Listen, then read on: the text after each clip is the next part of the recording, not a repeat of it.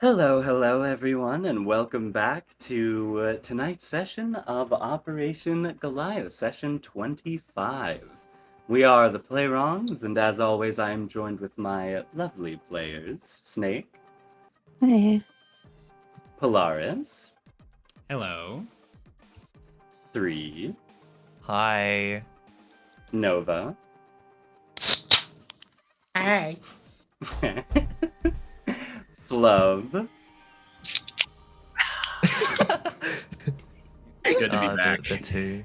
and Sky will be joining us in a few minutes. He's running a touch late tonight. But as always, I am your DM and admin for tonight's processions, Aria.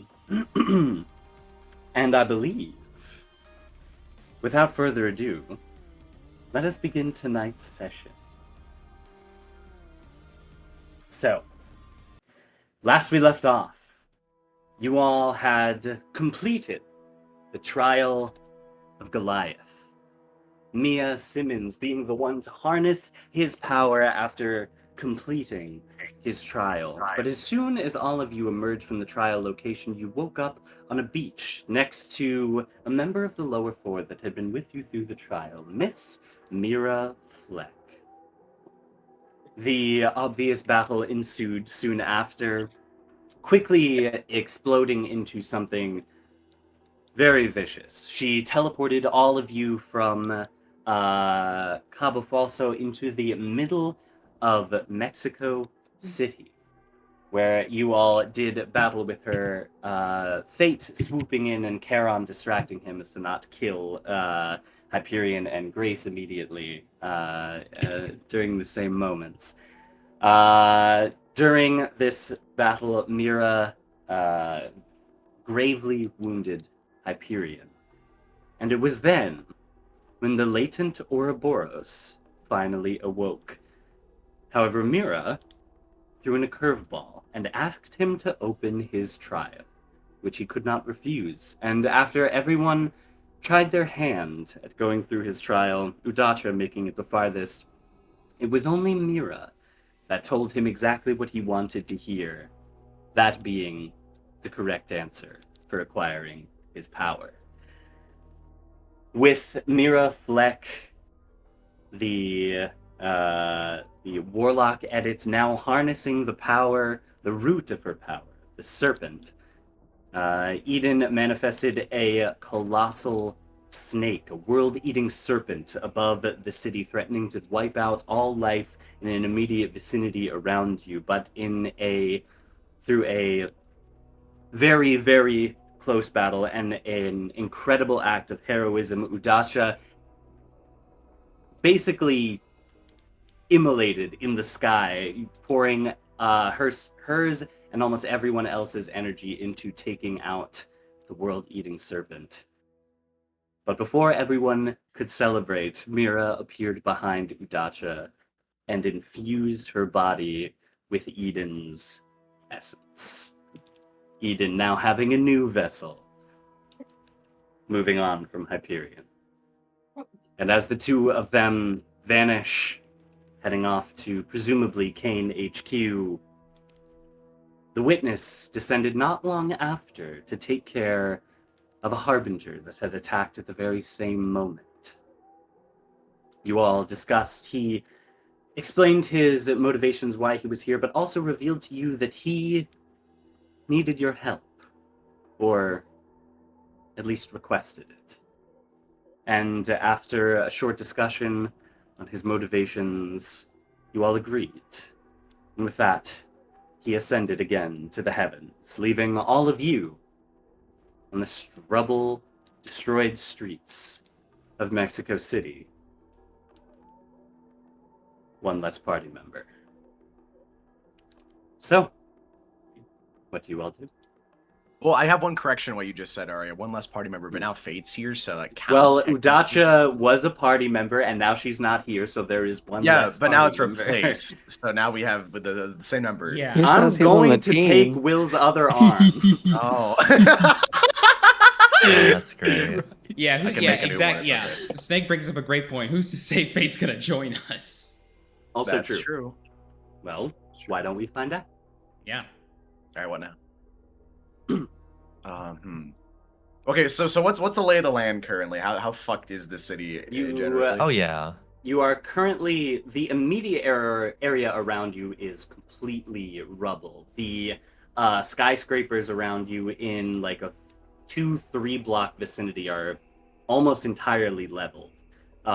It is pretty much ruin, rubble, but fortunately, not much blood, as you all made probably the best efforts you possibly could have to have avoided casualties. So it is incredibly destroyed around you, but there are no survivors or anyone to look for within the rubble. Oh, okay. All right. All right. Well, that's good to know at least. Do we want to clear some of this up? Probably, right? And, So there's no one in the rubble. Okay. Yeah. Hyperion will turn to Charon. Yeah. Wait, is the witness still here? standing? No, he ascended after you finished talking to him. Oh, he said bye-bye, literally. Yes. Yeah, Yeah, Charon stands, coughing up a little bit more blood and dusting off the all of the dust that's caked onto him. Still a little bit woozy, but conscious, and he looks over to you. Mm-hmm. So I don't imagine we have any further stops between here and HQ then. Perhaps to go back to New Jersey to pick up Dr. Fontaine, but that's about it. You probably should make contact back with the base in New Jersey, as well as pray to God that Faith is still where we left her. Oh, right. She couldn't have gone far. Quick Athenium check. Where is the Virtue Faith? Is she still at Cabo Falso? Hello, Sky. As you go into the Athenium and you greet the Eye of Horus, make your inquiry and search for the relevant information, you do pick up that, yes, she is currently picking flowers on a little cliffside overlooking the ocean. She doesn't Safe know. not She far. doesn't know. God damn it. That's just me. Hyperion comes Really back out and should said, it appears that the Virtue Faith is still in the vicinity of Cabo Falso. If we make quick time, we can probably get her back. That is at least a spot of luck.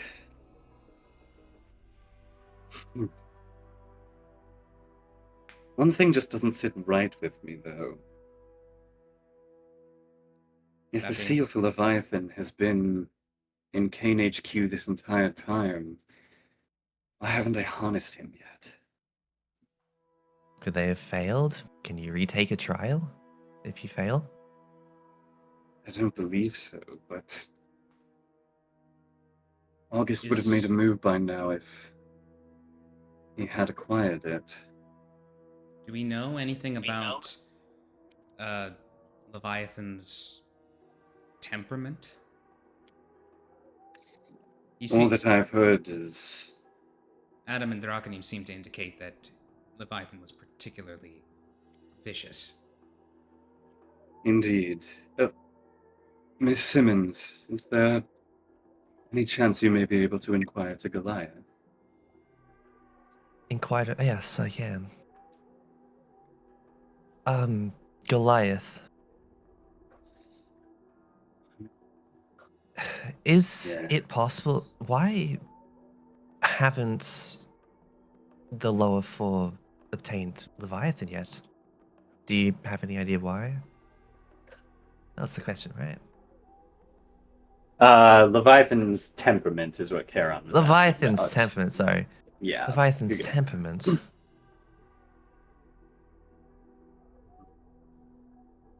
He is very loud and very unreasonable.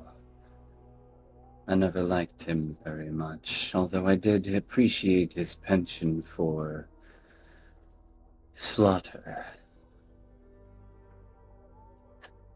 Loud and unreasonable. And a penchant for slaughter. Which sounds about right. Taking a quick look at those schematics of CAIN headquarters that Hyperion got from the Athenian before, where is the seal in relation to the rest of headquarters? That is a good question. Let me see here real quick. Adam said I wasn't going to get anything out of it, and I'm going to prove him wrong.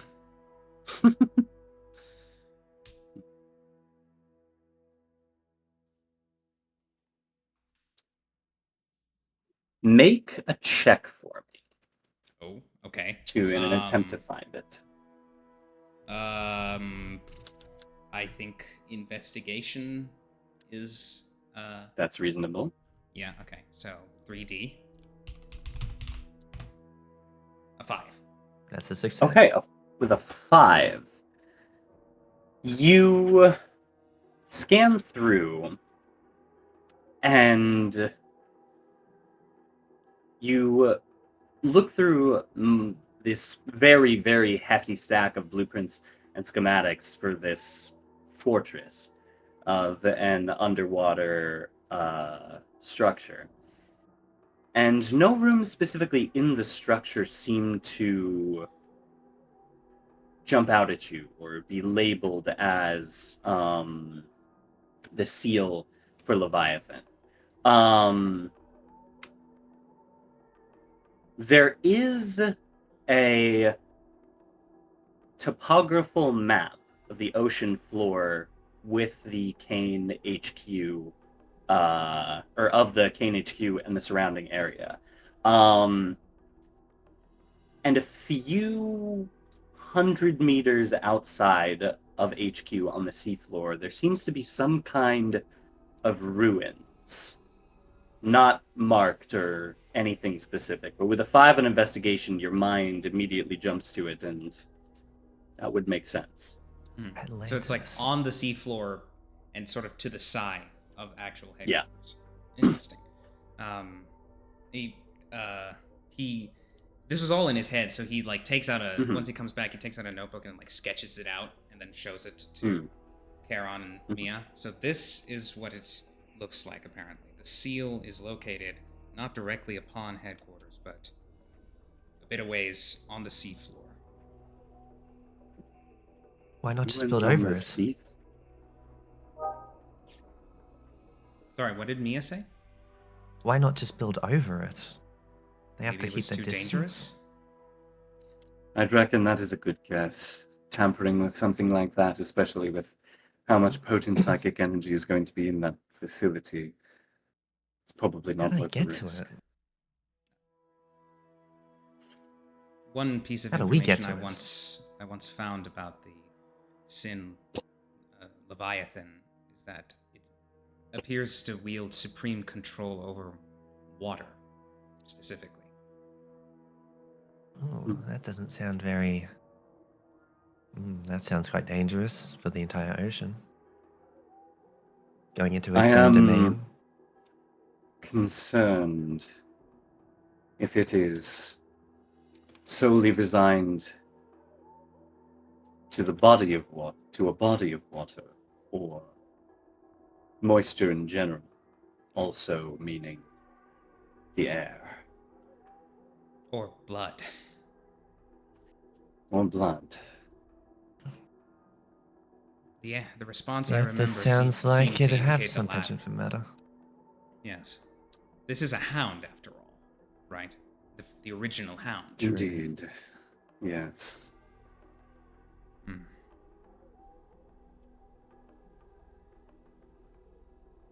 Well. Charon is gonna nod to himself and say, well, we should probably get moving as soon as possible. Go pick up Faith and then go back to the warehouse in New Jersey. I'll also say, sorry. Yeah. So Hyperion has human-sized butterfly wings now, right? Yeah, but that's true. he hasn't acknowledged them And if you would hazard a guess, he doesn't really seem to know that he has them as of yet. Right. So he's just So, Hyperion. Hmm? The wings are nice, I guess. They look cool. What?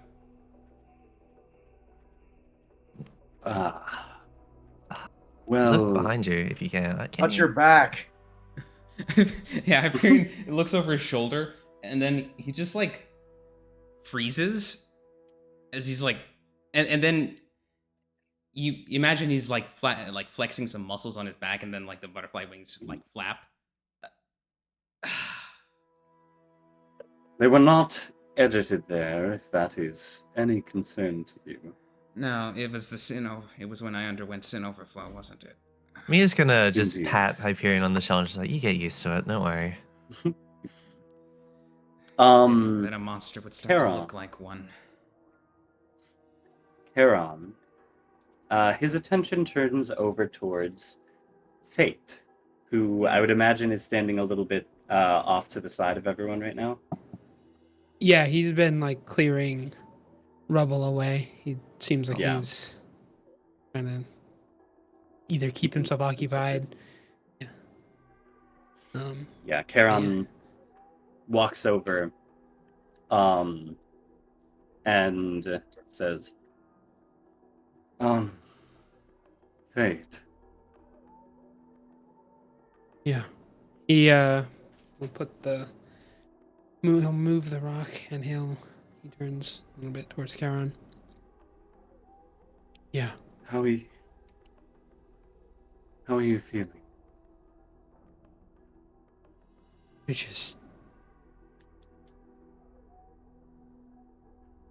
there really aren't any words to describe it, you know? It's been I such a do. short time and I just saw her. It's just been too much. Far too much. If I could offer some information that may ease you at all, if you would care to hear it. Don't have anything better I'm doing it, so. What is it? Promptitude and the rest of VG6 are currently taking refuge in our working base of operations, and last I spoke with her, I heard about what happened, and Miss Flynn seemed adamant that she wanted to speak with you, and she did not seem hostile in her request. She probably should have. I lost control of myself. Just been so angry. Now I can Judging. feel it eating away at me. I can't feel psychic energy normally or sin shit, but it burns at me like one. I don't know. I don't know if I can face her right now or kill any of them.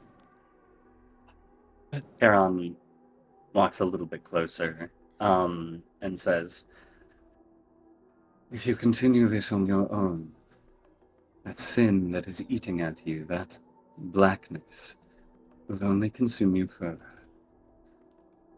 If there is anyone that may be able to offer you support, I do believe that Miss Flynn still wishes to.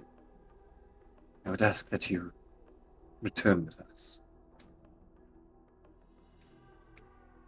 Came here to kill Hyperion, but you'd still trust me to work with you? Even though that Yes. objective hasn't changed, it's just been pushed lower in priority. And I don't want there to be any confusion about that. I was never confused to begin with. I do still trust you, Fate. because we are desperately low on people who can assist us in this cause, in being saddled with the fate of the world. And I apologize for asking you to fight alongside people that you so deeply loathe. Then I only have one question. Do you have a way to kill Eden?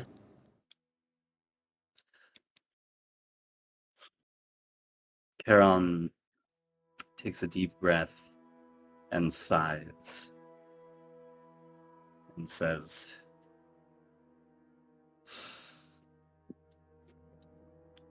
"My hopes rest within the spindle, and if not that,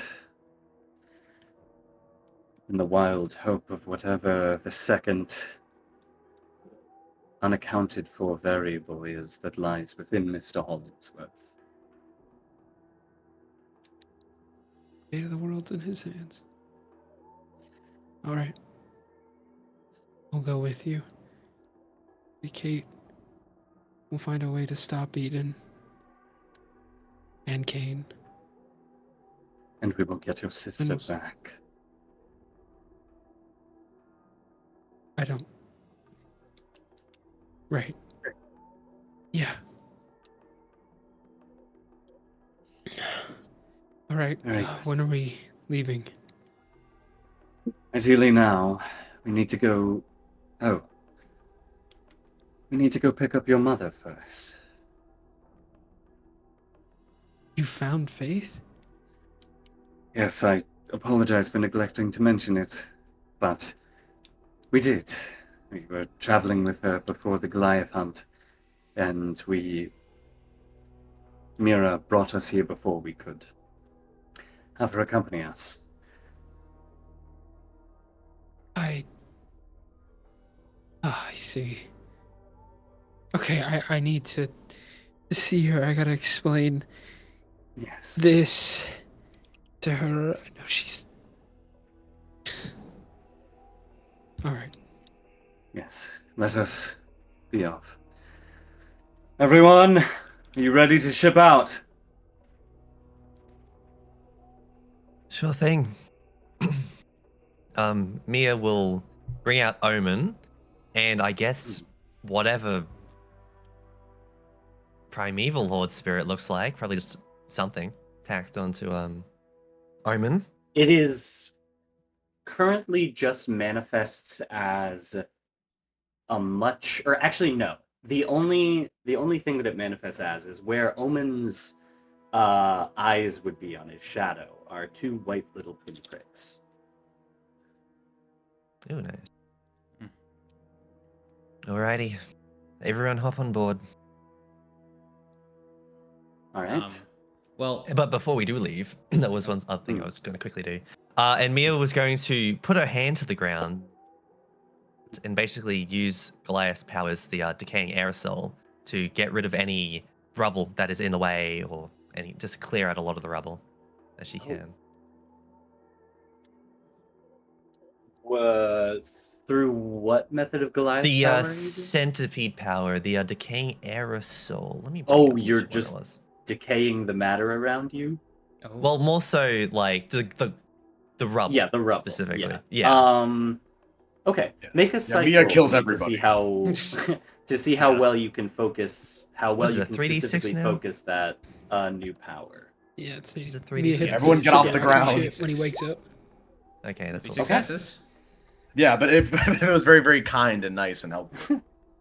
Mia falls to the ground and places her hands there. And all of the useless rubble and debris that is currently around just begins to crumble and then fade into dust. All right, that should clear out. most Will, of the Will, damage. Will, who this entire time has just been like putting away rubble, is like, oh, that's good, it's all gone now. But also like, oh, come on, Mia, I was doing that. Oh, Sorry. wasted my time. I He didn't know does not actually say that. He does not say It was that. He's gonna just, like, work thinking, if that like, makes it any "God better. damn it." I guess. Hyperion will actually attempt to fly with his newfound butterfly wings, so that All right. does not need to get on any horde. Do I need to make a roll for that, or? Let me see real quick. I think Mia only needed to make a roll when she carried Jake. Yeah, I just want to find the page for the Sid marks. Oh, I mean, wings are. Oh, the not wings on aren't an there. actual. Yeah, wings they aren't an actual. they ain't there. You can get you I get see, vestigial okay. wings, but they don't fly. Right. Okay, I yes. believe. Okay, yeah. Yeah. Go ahead and make a roll since this is your first time attempting to. Psyche, perhaps. I'll accept that. Okay. Oh God. Ew, it's your first time, man. It's fine. Well, second time. You brace your wings and you flap them, and it pulls you off the ground with a force that you were not expecting.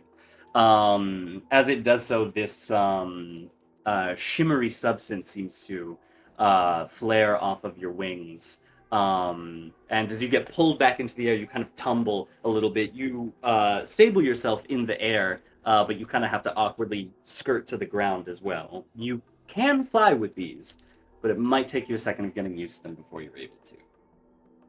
Okay.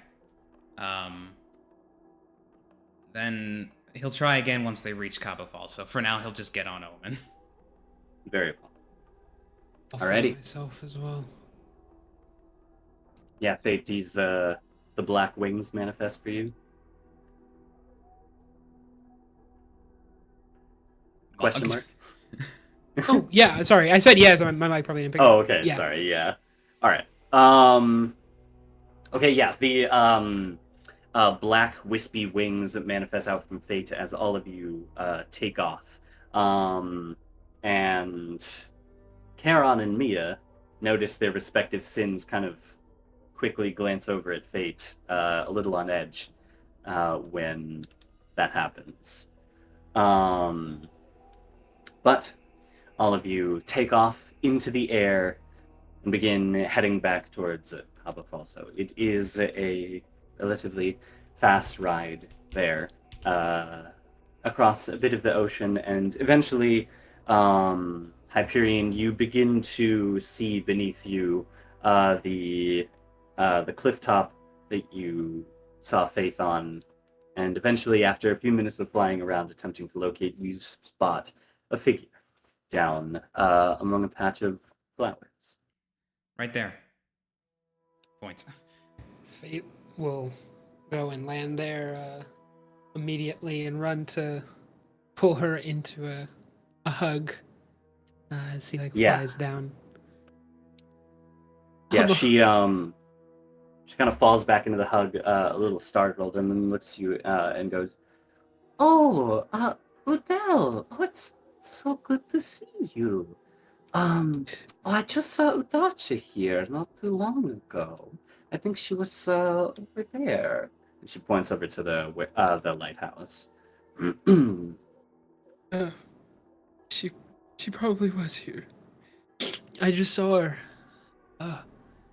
We're in the city not too long ago, and I ran into her. Oh, that's where you all went. I see. Yeah. What were you?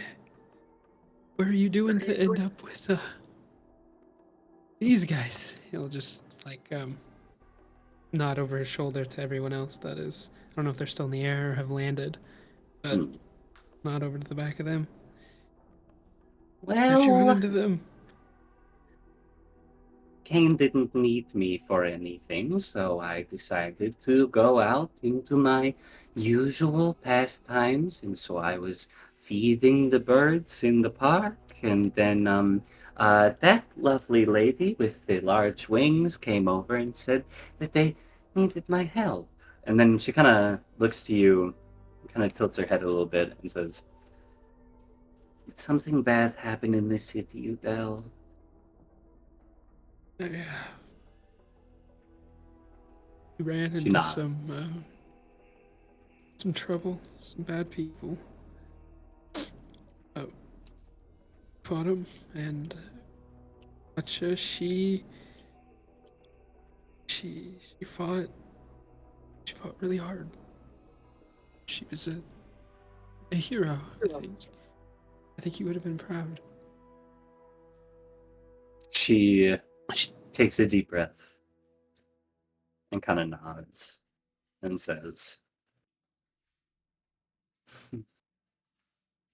well, she is your father's daughter, so whatever happened to her isn't anything she can't come back from, I would imagine.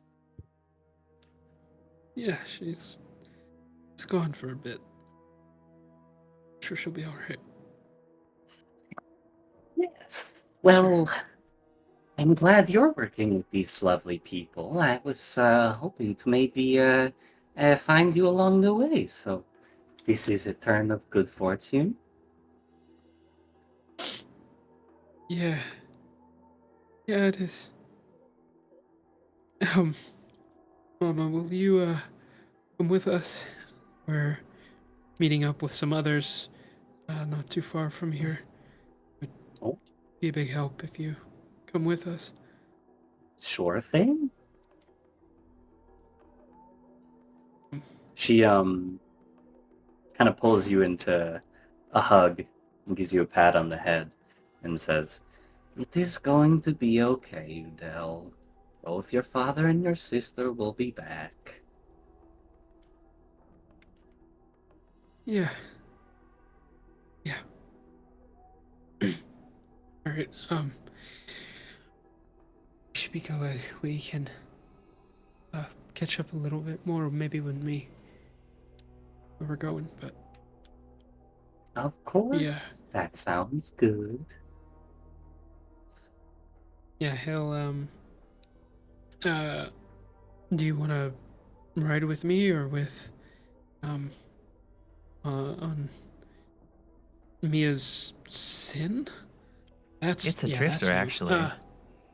Oh, they get that big? I guess they get a lot bigger than Apparently. that. You can fly? I want to see you fly. Yeah, I can. He'll pull the wings out again, and he'll pick up his mom.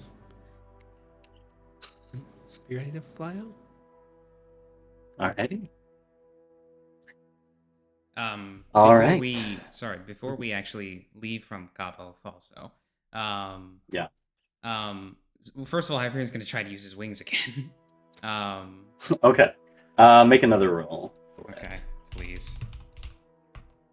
Oh, that was a Well, I don't know what that roll is. It's a typo.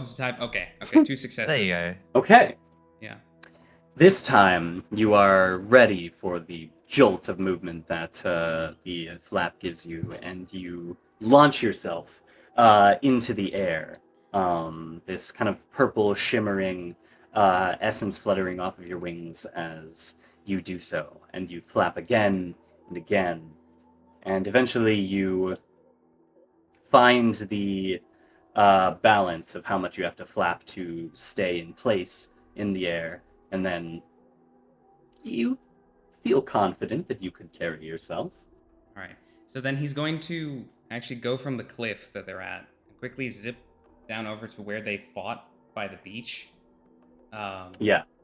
And he's gonna go pick up the gun that Misos dropped on the sand. Way back. All right. Yeah. What? Also, quick thing. This occurred to me because I know we left the city at this point. But can we just say that, because I don't imagine this was also brought with Udacha's fucking guitar thing. Oh, yeah, you Yeah, could have her grabbed that ass. well. he would've picked up any- Yeah, we're just gonna hold on to that. Wasn't that just Yeah, for Beto sure. though? Possessing them Like immediately steals. No, that's what Behemoth was in. Oh. Behemoth Okay. was like bound. Wait a minute. Wait, are you just Yeah. collecting people's like weapons? You've got Isamu's. I have Isamu's sword and Udacha's. Holy shit. Oh my god. Next will be Hyperion's great. coat. No, but yeah, I don't know. No, it's Hyperion's Alright, iconic sword. Hyperion sword. Yeah. Yeah. He's eyeing Alright. atonement of the Hyperion sword. The classic Hyperion sword, right? Yeah. So then he Alright. picks up the gun, cleans it of all the sand, I guess, just holsters it again, and then comes back over to the group. Alrighty. As you do go over to the beach and pick up one of the guns, there are still various mirror corpses scattered around. Oh the beach. yeah. Hmm. We should. We should hang probably on. just blow all those up while we're here. No, Well, no. Wait. Yeah, so Mia's Hyperion gonna look- zip on Hy- down as well. Can it be? Can Just it be when you that do your Hyperion thing. goes there and has an idea? Mhm. Okay, sure. Yeah. Hyperion, yeah, he looks at these corpses, and at first he's very revolted by them because, again, this was an edit. But then he has an idea, and he comes back over to the cliffside and says, "Hey, Mia, you have John capabilities now, don't you? I guess I do. Yeah. Because the corpses of Mira Fleck are all still present there on that beach. I don't know if there's any information you might be able to glean from them." Oh, maybe we can have a look. Yeah. And yeah, head on down. All right, and Mia will I guess go over to one of the more intact bodies and Mhm. use desecrate. Okay. Basically ask 3 questions in total to a corpse. Okay. And they must answer yeah. Can you stand up how does not return life or access to clothing rooms? A corpse is obligated to answer truthfully, but can only speak to the realm of its knowledge and memories before it died. It may only have partial knowledge of the situation, or may speak according to its own viewpoint. I see. Alrighty, you go over to this corpse, and you tap into Goliath's power to desecrate it. A wispy shadow rises up out of yours, and you hear, "Rise from nothingness and imitate what this corpse once was." And the body jolts violently for a moment before going still again, and then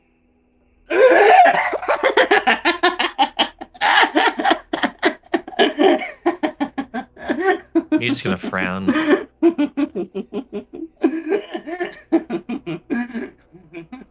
Imitating it a bit too well, honestly. Well, it seems like it's working.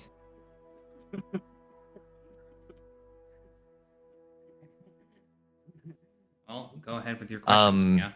Look. What? You got any ideas?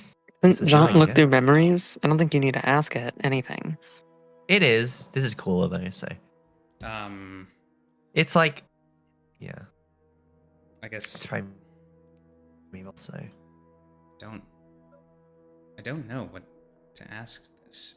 I guess we have a few bodies here. We can test some. Maybe perhaps about why they haven't gotten Leviathan. Oh, yeah, that's a good question. Yeah, do that one.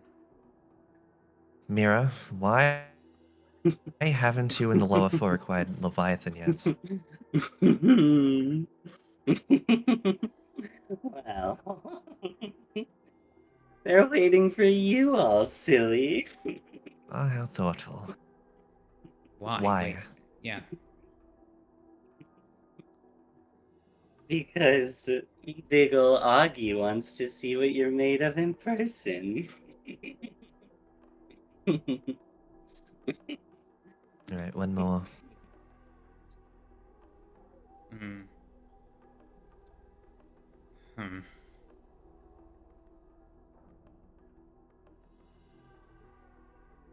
How do they know? Perhaps they know how to get to the ruins then, if they're only waiting for us. Probably. Should we ask something about Eden? I mean, HowToKillEden.com. I don't know. I don't know how much. Amazon get the Eden killer. I don't know how much this corpse would be able to tell Obvious. us about Eden, because this corpse died True. before they, the real one Alright, bonded. what was that one you said beforehand then? Yeah. How does CAIN? Well, yeah. How do you access the seal of Leviathan by headquarters then? Since it's on the seafloor. How do we access the seal of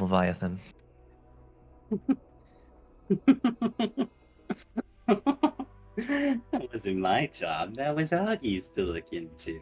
I don't know. And that's 3. Like that fucking scene in the D&D movie when they're talking to the skeleton in the graveyard. Was about to Yeah. say. Yeah. A bit more competent Yeah. than that, I would hope, but Yeah. I mean, for sure, but still. It is just Yeah. that power. yeah. Anyway, yeah, Um, I assume she falls back down, lifeless. Yes, she does, with a big old smile on her face. Ugh, I hate there a- her. Yeah, agreed. Is there any other corpses in a good enough state to try this again? They There's need a one tongue of and a them. head, basically. Yeah, there's one of them. There's one. Okay. Any other perhaps questions? Well, perhaps Do we you want should to ask everyone else? Maybe. But I'm thinking we should probably target our questions around something that could be helpful in when we inevitably deal with Miraflek again. True.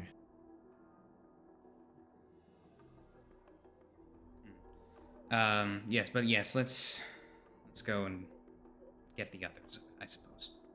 Yep. I guess they can both fly now, so. Yeah. He flies now. Yeah. They fly now? He flies now. He flies now. now? He flies now. All right, yeah, they get back up to everyone else. Alrighty. All Are you right. bringing everyone over to You gather anything? the beach? Yeah, I figured. Okay, Yeah. we can ask one of the corpses 3 questions, and she'll give us a truthful answer. To the best of her knowledge. We're trying to think of. Yeah, we've already asked her why they haven't gotten Goliath, Leviathan's seal. It's because Um, Alstrom is waiting for us, Charon, apparently. That would fit his MO. And they're waiting for us to do anything. Yeah. Miraflek did not and- also appear to know how to access the Leviathan seal. So I see. Yes. You guys think it'd be probably not be a bad idea to ask what exactly August can do? Actually, no. Well, Charon, you would know that, right? We were all advised, and it was common sense to keep as much of our powers obscured from each other as possible. So then, yeah, we might probably not a bad thing to ask about that if we're gonna. Do Well, you- then would inevitably she fight this know fucker. if it's Do you obscured in- from each other? Oh, Do you true, at least- true, true. I no. Do you at least know the blasphemy?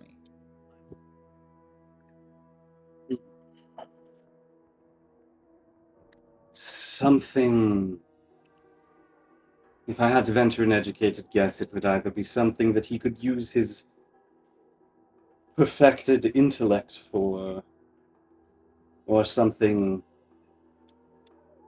more combat focused.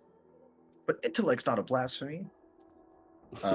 That's not. We that can doesn't ask and exactly see. narrow it down. It does cost a question, though. Yeah. You could see, maybe ask what It's all worth of no- the It's worth knowing. We're going to have to run powers of into the him lower 4 are. very soon.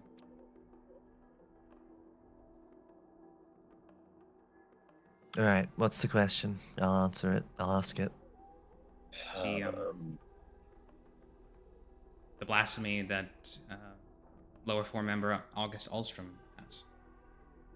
Do we want to see if we can make it a bit more broad with all of them? We That know would the include you, rest. Karen, but do we? Charon is a binder, Miraflek is an edit, and Dr. Charlotte Fontaine was a smother. But I could have sworn there was something else to it. No, Meaning what? wasn't there something, Karen? Or am I imagining things? Warlocks do have the ability to select or to harness the power of one ability from a separate blasphemy.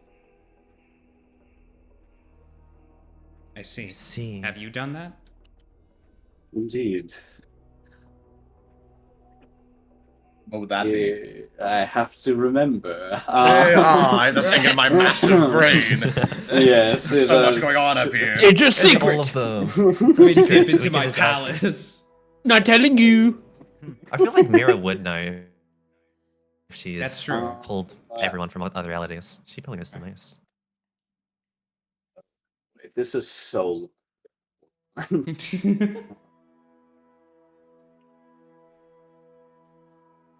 Because yeah, I figured the question would be, what are the abilities of all of the lower four members? Right. That's true. It's possible that she knows more about the rest of you than, for example, Charon. You knew about them. There is a chance that August may have been on to me at some extent. Decided to keep me more in the dark about them than the others, but that would confuse me as well. Charon took powers from the Flux Blasphemy for his dip. Flux. Oh, I okay. see. Interesting. All right. Yes. Mia will ask one of the mirror bodies, the last one that we can ask. First Yeah. question. What are the powers of all of the lower four members? Well, I'm able to switch things around real good with puzzle pieces. Augie's super smart. He knows everything. Charlotte, she likes to get rid of things.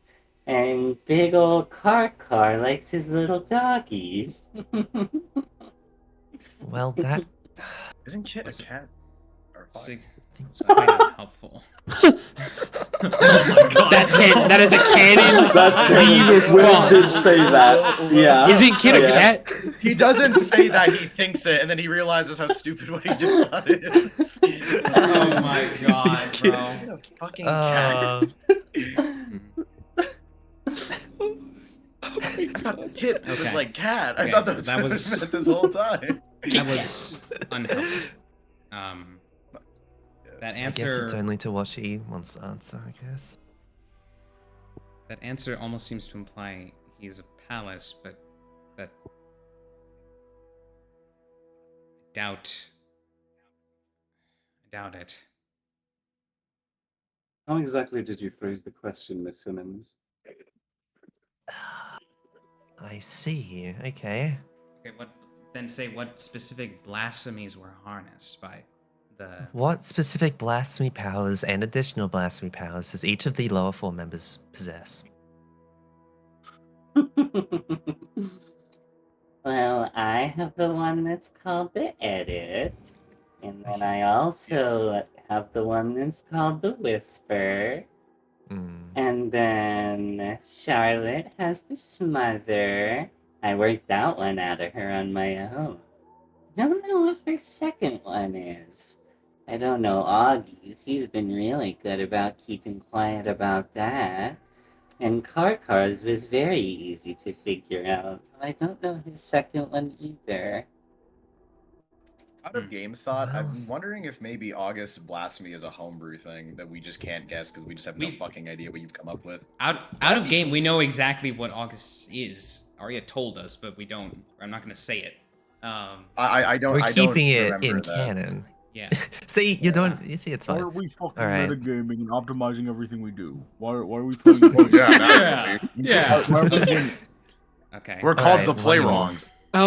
Should we look So- for their weaknesses? Maybe? Well, if you don't, I well, have if, a question, Yes. but it's not for. It's for Data, isn't it? No, it's for you, if anything. Where's Jake? He's in his domain. Mia's just gonna as just Well- stare like, oh, okay, you have been backtracking going for a slightly. bit, haven't you? Jake is a primeval sin. He is the spindle. He's. I think you cut out. It is Oh. complicated. Did you not know about that? He No. is the human being Jacob Vale, but he is also a vessel for the Spindle Primeval. And Additionally, he is currently Currently- retreated into his domain. somewhere within the psychic sea because the serpent is trying to hunt him down. Indeed. There's a fate will fall inside his own head to fucking drag it in. Yeah. That not you, right? Did you know about this?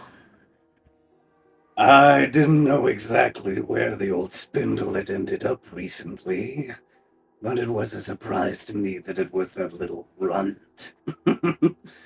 But I guess it makes sense that Oro's trying to chase him down. But he's not going to have any luck getting to him if he's cooped up in his own domain.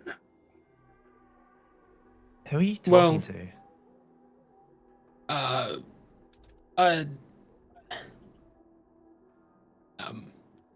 I don't Draconim, know how right? to phrase this. But It's Draconim. how did? Okay, yeah, I don't know how. Never mind. I do know how you know that. That was my next Oh, guess. wait, did we learn that? Did we learn that? Yeah, that I can't remember if we back, learned that. back during session 20, we found out that there was like something. Oh yeah, Yeah. in the big info drop. Yeah. Oh, and I also remember this yeah. shit. Yeah, That also makes sense. Draconim directly told us that he was in Fate's Head. Yeah.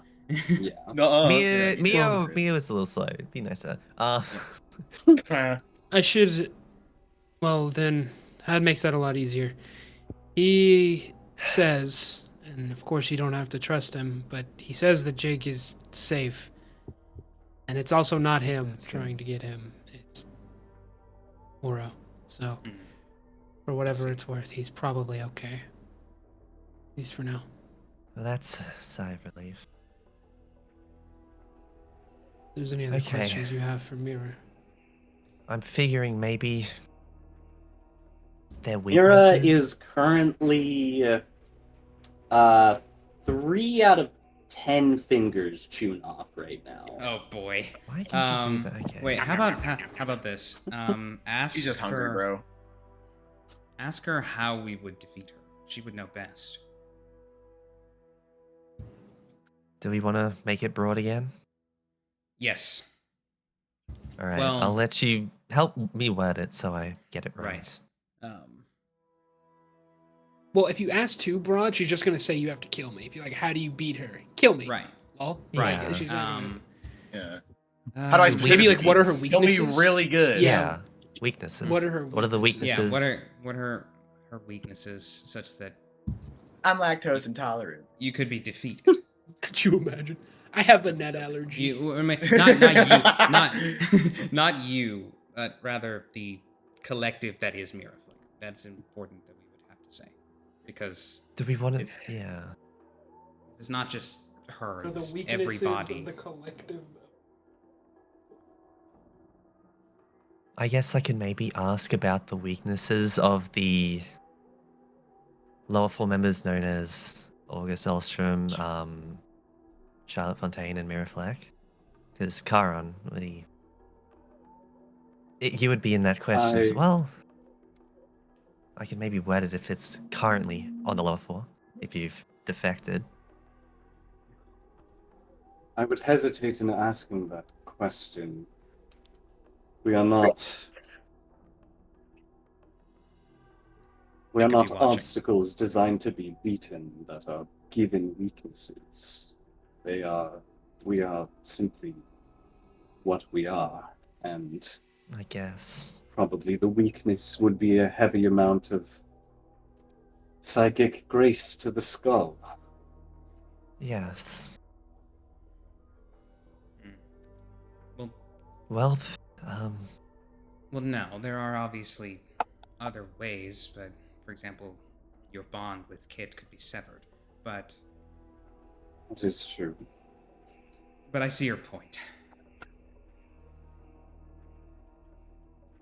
Then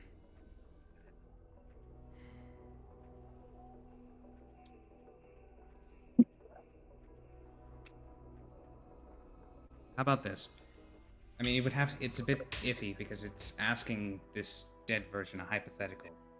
But assuming she got her hands on the serpent and was able to harness it, what was she planning to do afterwards? what do we think? Sounds like as good a question as any.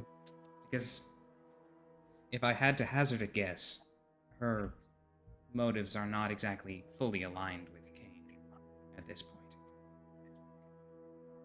So I should ask the motives with the serpent.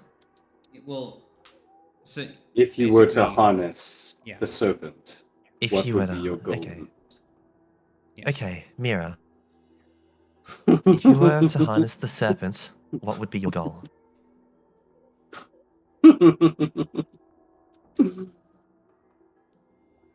To follow my new king. That's awful. Okay. Oh god damn And then it. That's she miserable. collapses. So Jesus Christ. What a freak. I'm saying, like. So Mira, so it's safe to say that Mira Fleck and Ouroboros are a wild card in the coming conflict. So it would seem. Yes. I hate to ask this, but Chaunt can possess corpses, right? Who are you asking? Yeah, who are you asking? Just in general. Just in general. I like the think group. you can. I think you can puppet It can, yeah. dead bodies. Yeah. They I have, mean, more so like in character, she's asking that. I can't be an exorcist. I don't think. Primeval, though? As a, you can certainly try. Because I can maybe puppet Mira here. To what end? It might. Maybe as a method of sneaking around HQ if we want. I don't know how much useful it can be, but it's an idea. I don't know how much we're going to be able to sneak around with our psychic presences. Ideally, if any amount of luck continues to be with us, you won't have to, since the seal is not located inside the base. Ah, thank goodness. That Okay. is true. Though, we still Alright. don't know how to get to the bottom of the sea floor. Like, I know we are far more durable than the average human, but the Well, water luckily pressure we've. alone. Actually, why do we do all this? We have the Athenium. If August does expect us to meet with him, I'm sure we will figure out somehow. Okay. Yeah. For now, let's head back to New Jersey. Yes. There is, Let's be after all, off. there's, after all, some research from Dr. Fontaine that I am wondering if she's completed by now. All right. Are you all heading back to the warehouse? Sounds like it. Actually, Alright. hang on, there is that other thing. I'll just ask quickly. Jens. Where is he?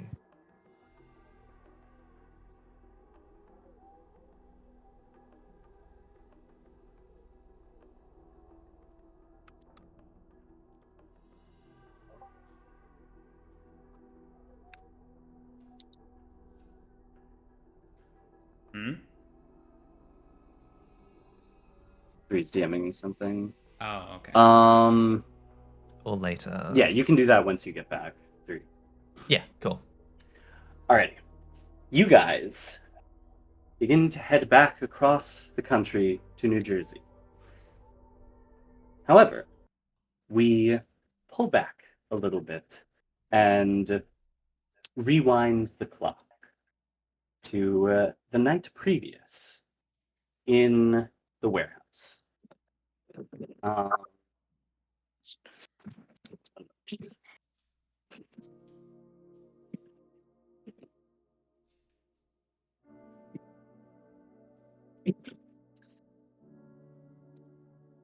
It was so dark. Kate could see perfectly fine out of her good eye, but losing her gate eyes made her feel more blind than any bat. For the few hours she had been conscious, she was constantly twitching, head swiveling despite the pain to make up for the lack of awareness she felt at all times now. It felt so wrong.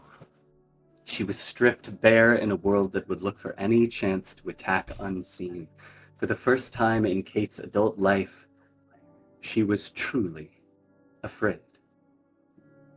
Despite her anger towards him, she knew it wasn't fate's fault. The guy had the exact opposite of a normal life. She couldn't, or at the very least, did not want to place the blame with him. The true blame lied with that thing still inside her. It seems the girl couldn't kiss all the evil out of him.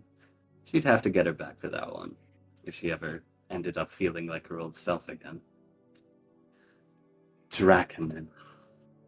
The name alone filled her with unease. The energy she felt from fate that day was more dreadful than anything she had sensed before, and exuding from him, it was all so wrong. Hello, twin. Kate jumped violently as Aria appeared from one of her blind spots sitting next to her. Fuck, kid. Sorry. You scared me. I'm sorry. I thought I had gotten a hang of knowing when you were in the room. Kate tried to muster a smile, even though she knew the young girl could see what laid behind the paper. Could see what laid behind, like paper before a light. It is all right. I believe you will be able to see me again, Aria said, uncharacteristically hesitant in her words. Optimism? From you? In the worst hour of our lives? Hell must have frozen over. I never thought I'd see the day. Kate's smile turned a little bit more genuine. Do not mistake it for blind naivete. I truly believe there must be some way to restore your abilities. And what basis do you make a claim like that? It simply has to be possible. As with all things in grace and psychic energy, there are infinite possibilities to approach and consider. Something akin to an infinite sandbox. You can play with and sculpt the sand freely in whatever way you see fit to shape your needs. So, a creative idea combined with some form of contract to increase how much sand you can use in the sandbox could yield something positive, Aria said. Kate could swear she made out the ghost of a smile across the girl's face. Good Lord, you're starting to sound too much like your father. It almost sounds too good to be true, but I know that you're better than that. Leave it to you to think about this curse we've been saddled with as a sandbox. Kate paused for a moment and considered Aria's words. Was there truly a way to recover what she had lost, when she didn't even know the method they had been taking? Dad would have said the same thing. I am simply helping him get ahead in the process before he wakes up. Always considerate of the old man, Ari. She thought for a moment. Well, I suppose when he finally wakes up from his much-deserved nap, we can smack our heads together and see if something comes of it, eh, kid? That will do. I look forward to the challenge. There was a flash of something Kate had never seen before in the girl's eyes, though it really should come as no surprise considering her title. But Aria's pale eyes had never held such determination before. Why do you seem like you're almost having fun with this? Aria started for a moment, surprised with herself, and then composed her expression. I suppose, in some sense, I have always enjoyed the psychic sea, and the methods in which it allows us to play. It was the only thing to keep me occupied for quite a long time. Kate recalled hearing about the girl's past. Most Exos had had a bad run-in with temerity, But for the younger ones with promise like Aria, they took a special kind of interest, pushing the limits of smother to revert someone into a smooth slate, mentally and almost physically. No defining characteristics or intrinsic desires. The endless pursuit of a perfect soldier had stripped her and so many other kids of their life. And that was why she fought, wasn't it? So that Kate wouldn't have to see another child end up like Aria or Alejandro. So that no child would again have to wake in a cell and remember their own parents dying because of them the night before. She had to protect them. But how? With how she felt now, she was worse than useless. All the power she could want at her fingertips, never considering how she would feel without it. Against the impossible odds of CAIN, she was all these kids had left. If not her, who else would protect them? Who else would keep them safe? Who else could keep them from going back to Caitlin? Glad to see you're up before me. Hey, kid, Asher said through a hoarse voice as he arose from where he was resting. Dad, it's, good to see you moving. Caitlin is gonna need a lot of help. Right, Kate thought. You're not without a family anymore. Asher looked to Kate with concern and surprise. You asking for help? Things must have gone worse than I thought. Though that may not be entirely true, seeing as how we're somehow still all breathing. So, catch me up to speed. And the night progresses, with them continuing to theorize and smack their heads together to figure out some theoretical way to get Kate's abilities back. It lasts the entire evening, all up until you all arrive back at the warehouse. Good, it's still in one piece. Yeah, I'm a little surprised this thing isn't fucking gone. No justice showed up or anything. Perhaps because, well, Dr. Fontaine's protections might have kept them safe within here. Speaking of which, where is she? Yeah, you all land and enter the warehouse. And you see currently VG6 is currently off to one side in their own little nook. Kate, Asher, and Aria are fervently trading ideas back and forth. Keel is currently taking a nap on the ground. Evan is nowhere to be seen currently, and Fontaine is currently seemingly playing a game of solitaire with herself on the other end of the warehouse.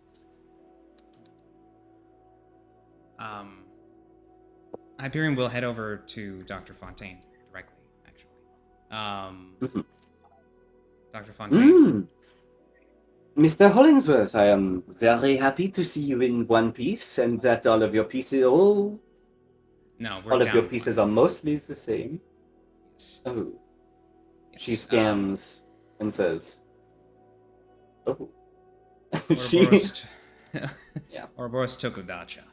So we're probably going to make a dash for headquarters pretty soon. So I wanted to ask about that research that we'd managed to pull from the Temerity facility and whether or not you'd made any progress on it. Yes, Hound research, was it?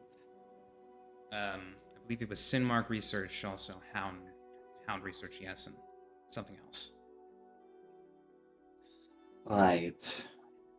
Well, unfortunately, nothing seemed to come of the Sinmark research, at least from what I could do. I do not have the resources to make that work in the ways that they were attempting to do, but I did come up with something for the Hound negation that might be able to run some experiments on you to see if it will work properly.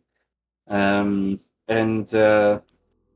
Unfortunately, the other theories that I came across were in very much a fledgling state, very freeform and attempting to.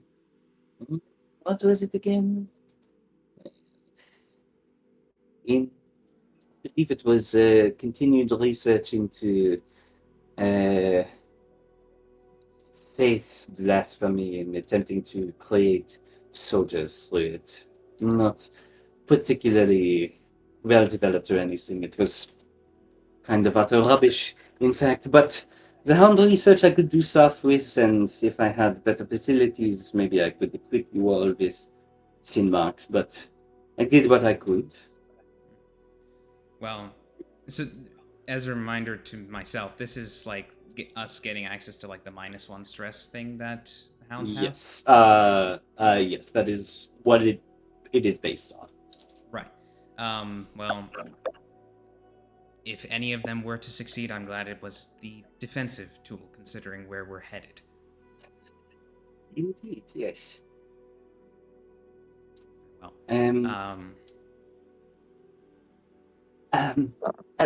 It, Mr.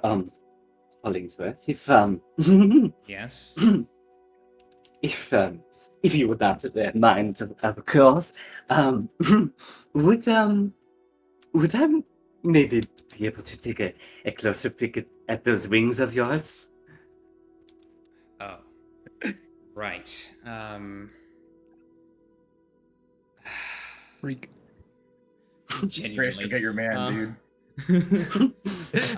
When you say close look, what exactly are you? I just want to touch them.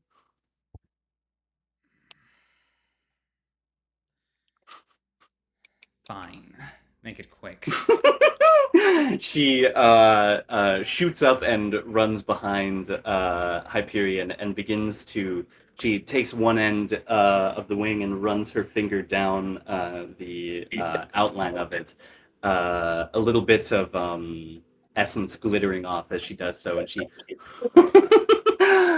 Oh, this is fascinating. It is not entirely composed of glaze. There are human elements to it, almost as if this could be recreated through sheer science as well. And this glitter that is coming off of it, it is so pretty and it smells delightful.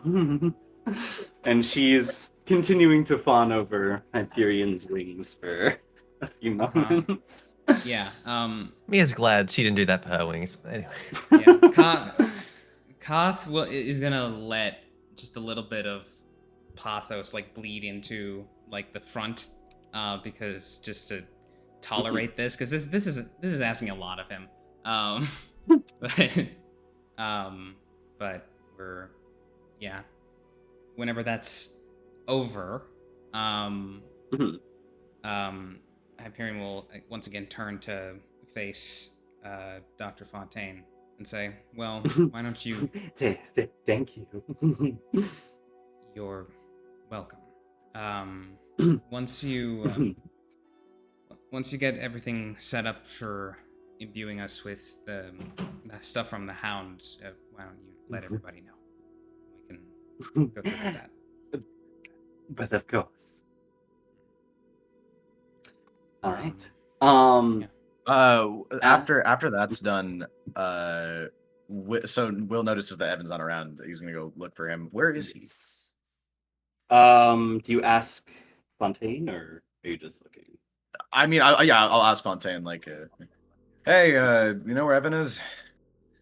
I believe he was surveying the area. He has been very on edge since we were made aware that Atomsphere knows of our location, so he is surveying. All right, yeah, cool. Will blips like directly in front of wherever the hell Evan is currently.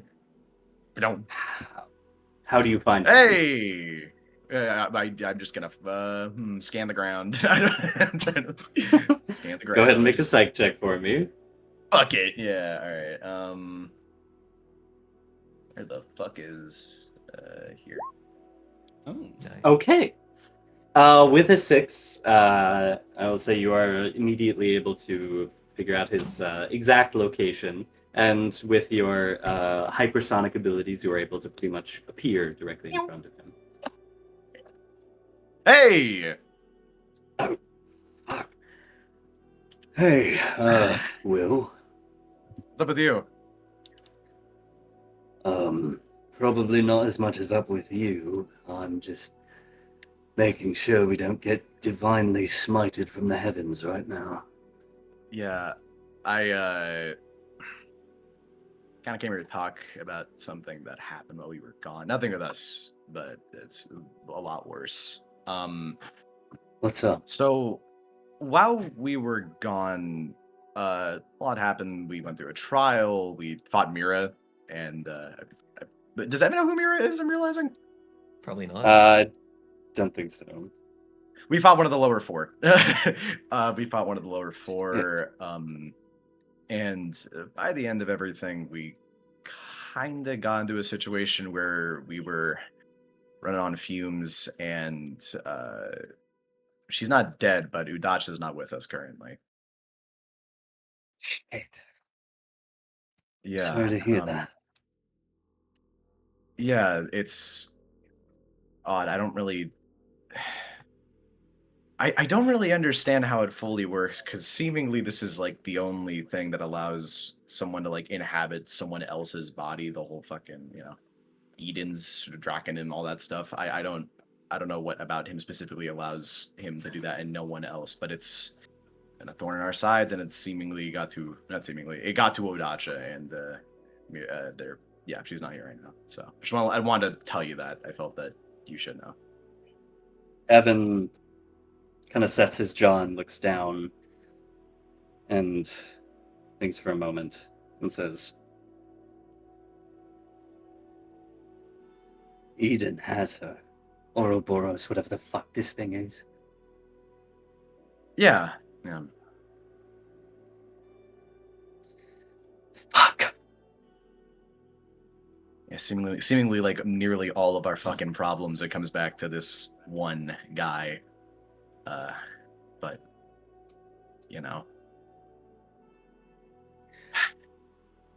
Oh yeah, also Fate's with us again. Well, not with, he's here. I see. I'm sorry, I You want need to talk about it? Oh. I need to think for a few moments on my own. Alright, well, if you need to, I'll be inside. There's someone else I have to speak to at some point here. he nods. Yeah. Will blips back. Meow. All right. As all of this is going on, as Hyperion is talking with Fontaine and Will goes outside to do that, you all hear from the other side of the warehouse, Fate? That was me. Sorry. Right. Oh. That's Kate, right? Assumedly. Yes. Oh shit. He would. I don't know if he could like look So, at Holly, her. are you doing the Wordle right now? Hyperion. Anyone watching Polaris is hitting the fucking Discord Wordle right now. Oh yeah, I heard today it's audio. Oh, I spoiled it for you. My bad. Oh my god. Yeah, continue, please. Anyways. We're in the warehouse right now, right? Mm-hmm. Yeah. He'll say to her, can we do this outside? Yeah, of course. She hesitates for a moment and kind of blinks and looks a little bit confused. You, knowing her as you do, surmise that she instinctively expected to appear outside in the next moment, and is somewhat caught off guard that she did not. she kind of just looks over to you and nods and beckons for you to follow. She turns to Asher and Aria and says she'll be right back. Yeah. Head outside. Okay. As soon as you head outside and are out of eyeshot from everyone, she immediately just runs in and wraps her arms around you.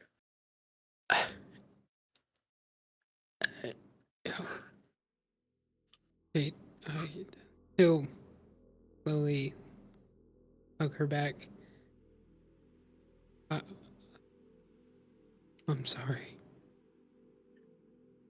I know it's not your fault. Everything in the world is pushing you to have to take these shitty compromises. I know it's not your fault. No, it is. It was. I lost control of myself. He'll sort of push back away from her. Let go of the hug. I lost control of myself. I don't know. I'd say I wasn't thinking straight, but I don't know that that's true either. I think the way I've been thinking is more clear and focused than ever. It's so specific, not on the future or things getting better. It's all in the moment. It's all just a list of people I want to hurt, and it just keeps getting longer every day. And you and Keel, I shouldn't have been on it, but you lied to me. Why didn't you tell me? She pulls back and looks at you and says,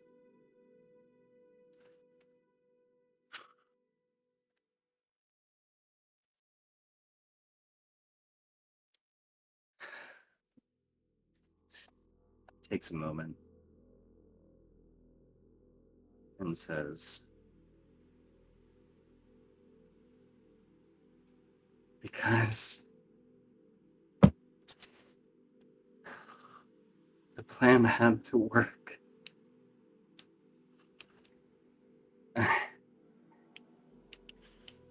Do you think I could have or would have stopped you?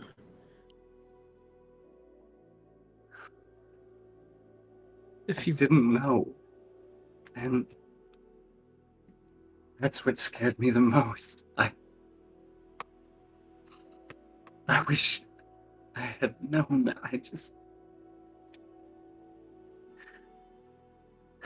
understand. I understand. You had a mission, an important one, and I was a wrench in it, potentially. You made the right choice, I think, but I just... Tell me that, operationally... please. But I should have trusted you, Fate. Should have trusted what was between us. But you didn't. And it worked out, right? Because you didn't. Seraph's gone.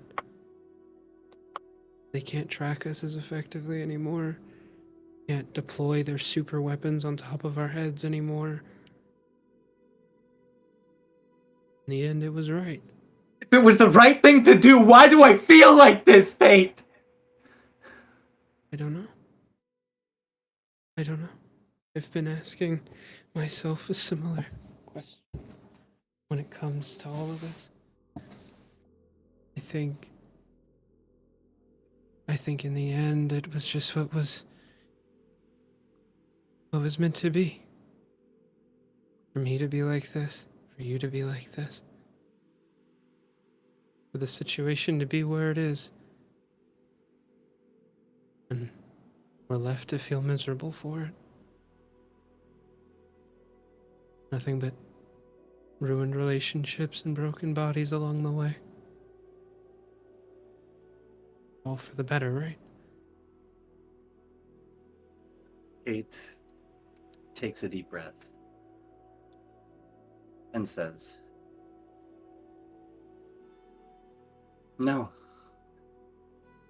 I can't accept that. I felt the exact same thing when I woke up. That this is just how it's supposed to be. That the best way for things to work out was for me to feel miserable. But I can't accept that. Maybe not because of me or of my own perseverance, but because of them. Because of my family that saved me from this." She points to inside the warehouse.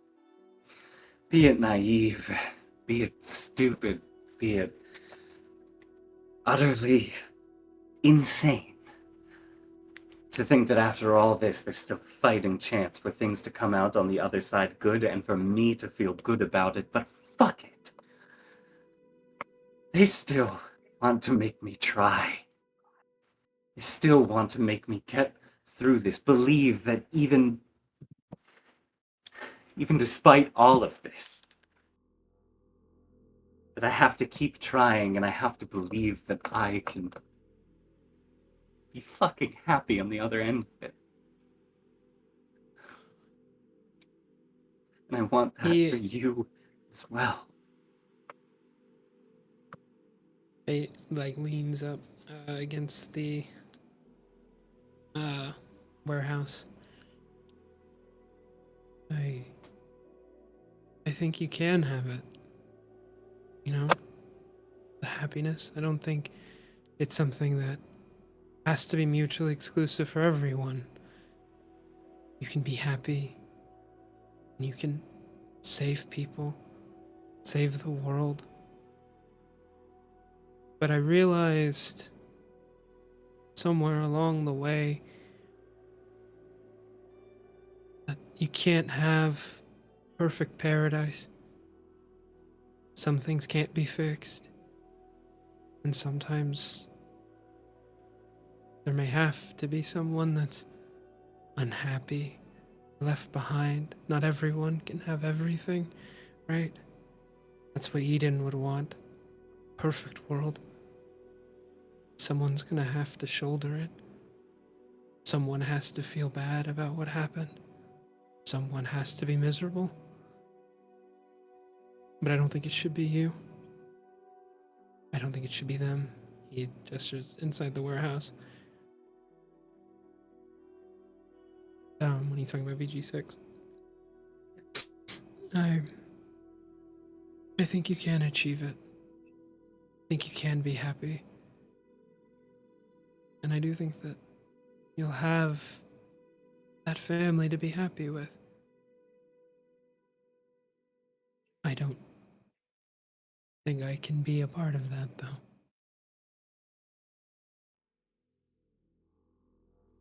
He seems on the verge of outbursting again, but composes herself and says, "I understand that that's how you feel now. And I understand that feeling very well. But I am going to do everything in my power to keep you in my family, Fate. I'm going to do everything that is within my reach to have you with me. I'm going to do whatever it takes to get you out of his goddamn head. I don't care if I have to keep going long after all of this is finished. You are part of my family as well, Fate. And I am not going to let that go easy. All of my family end up dead or worse. I wouldn't want that for you. Not this time. Yeah. Gets up off of the warehouse. When this is all over, maybe then, once my list has been completed and there's nothing left on it, if I'm still standing, maybe then. But I just have problems. I'm scared of myself.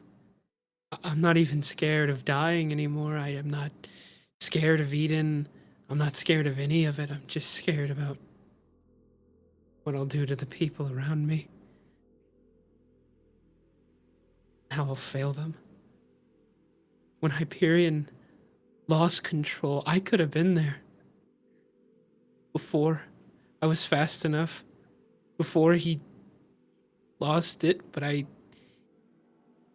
stood there and I fought Uvis instead. And when Isamu got taken too, I was fast enough. He might have been a piece of shit, he would have done it anyway, but I could have been there. And I wasn't. I wasn't there for Udacha again because I was just so blinded by my rage to kill the person that I already failed before. All I do is mess up and hurt people, Kate. I can't right now. I have to just stay focused on this one thing at a time, one name on the list, each piece by piece until it's done, and then maybe. But I don't know what comes after that. I've never thought about it. I haven't thought about the future since we were together. And I don't even know what that future holds. I don't know.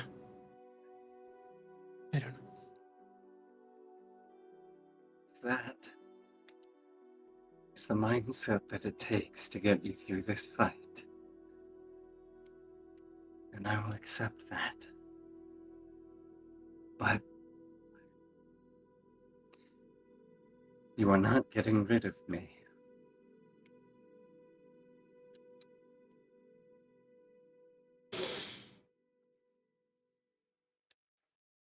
I should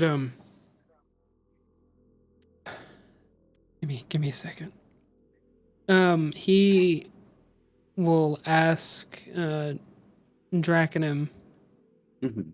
She's not on my list anymore. Are you able to give her back her powers?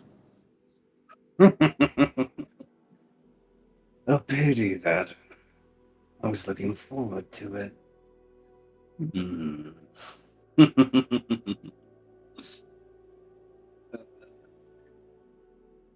not able to give them back, per se. They're gone.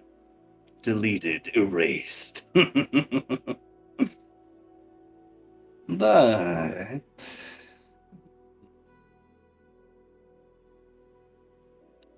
would it be more fun if I told you?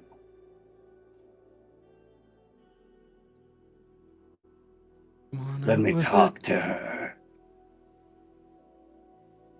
If you let me talk to her, I'll tell you both. He will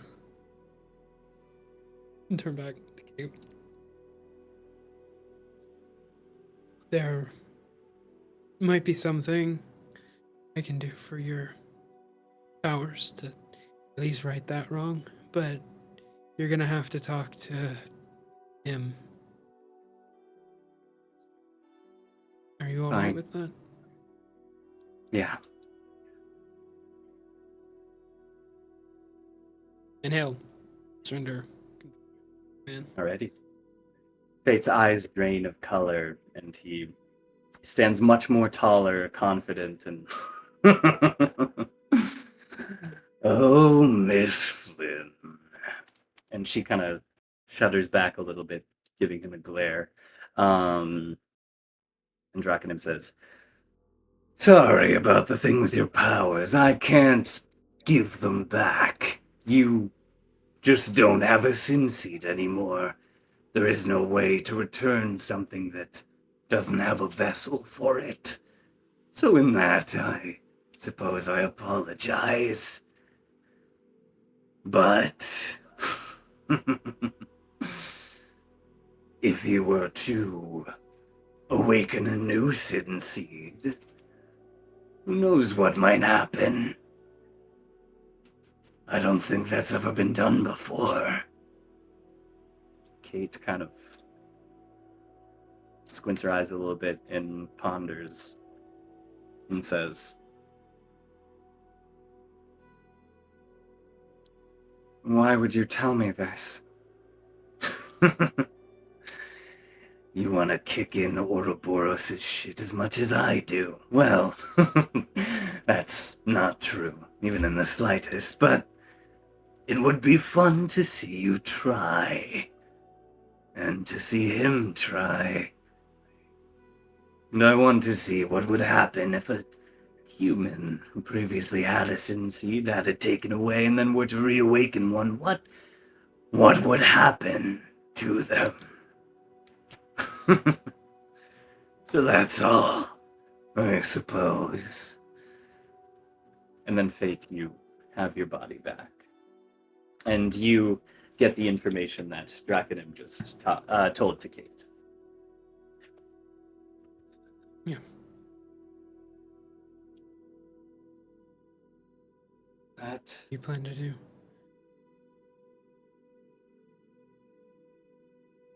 a smile actually crosses her lips and says, "I have to talk to Asher and Aria about this." Okay. Okay. Well, She I should. looks back to you and says, Yeah. "I'm going to keep working on this. We are going to keep working on this. And you are welcome with us any time. I will beat the shit out of Keel if he has issues with you." I think you shouldn't do that. You'd be very justified in having issues. I should view to that. He'll turn and he'll hop up onto the roof of the warehouse. Okay. And he'll like sit off the edge. Okay. Looking up at the sky. All right. And Kate returns indoors. So, does anyone else have anything? Yes. Yes. Or you do yours. Who wants to do this first? Yeah, I'll do my thing last. I'll probably Yeah. yeah. Mia, why Okay. don't you do your thing, Mia? Okay. Yeah. Mia's gonna go up to Fontaine and basically just let's okay, Fontaine. We lost Udacha. I think Hyperion told you. I heard. Yes. We also lost control of Hemoth. He's back in his domain. However, That would make sense. we didn't come home empty-handed. And Mia's going to gesture to her shadow. We have Goliath. Yes, that is good. So we've got him. I probably should tell everyone else just so they know what's going on. Maybe make a game plan, but we can do that in a bit. Perhaps, yes. She seems to just be very intent on your shadow. And then she kind of shakes herself and says, regardless, what exactly, did you just want to show me, or, was there something specific? I'm or... also just that sort of thing. If you have any ideas of how we could use him to the best of the ability, let me know. I'm still just getting the hang of him. He's yes, Jaunt and Bind, and he's also the Centipede Primeval. If you know anything. I most certainly will, Miss Simmons. Awesome. And she's actually probably going to go over to where Asher and Aria were. Oh, okay.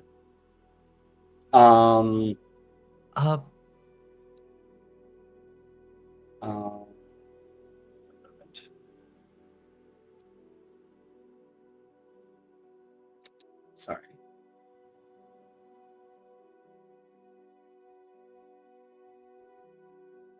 Okay.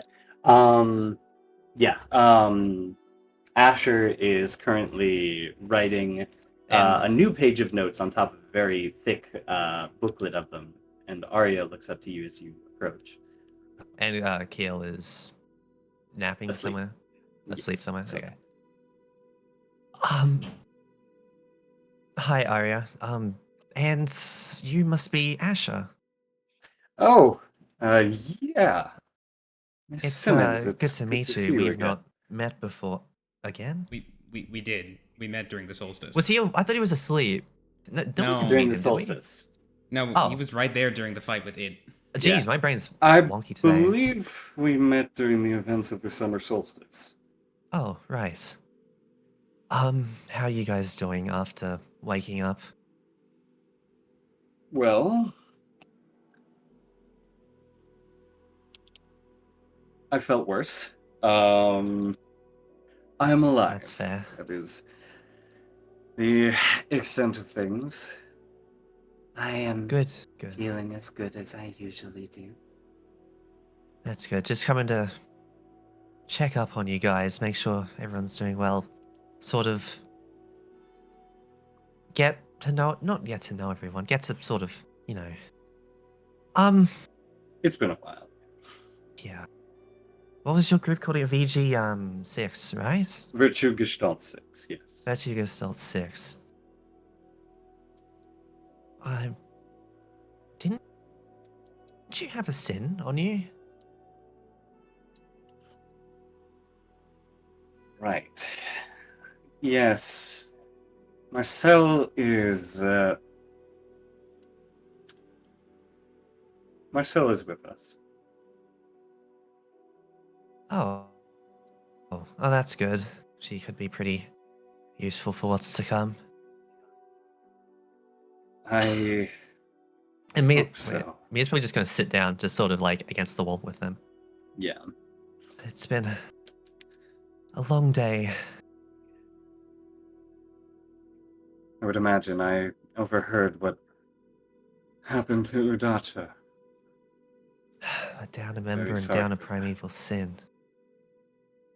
And Mira as the serpent. It's not looking good. It is Not dire good at all. straits. I'm sorry we can't be of more assistance. We're trying to work through our own problems with our people. That's fine. What's your writing? I'm currently working on notes and theories on how to get Caitlin's blasphemy back. That's what we've been doing for pretty much the entire night.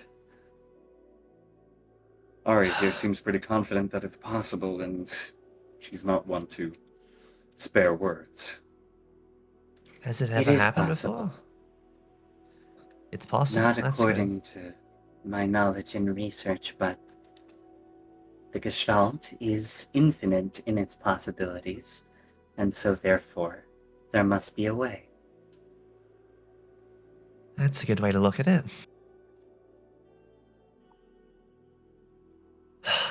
Mia's just going to sort of just sit there and sort of think about everything that sort of happened across today. Losing Udacha and Mira's actions, and now we're going to go and get Leviathan as August wants to talk to us. Oh. I wish you the best of luck. I've only interacted with 06 one time, and it was not a pleasant ordeal. Yeah.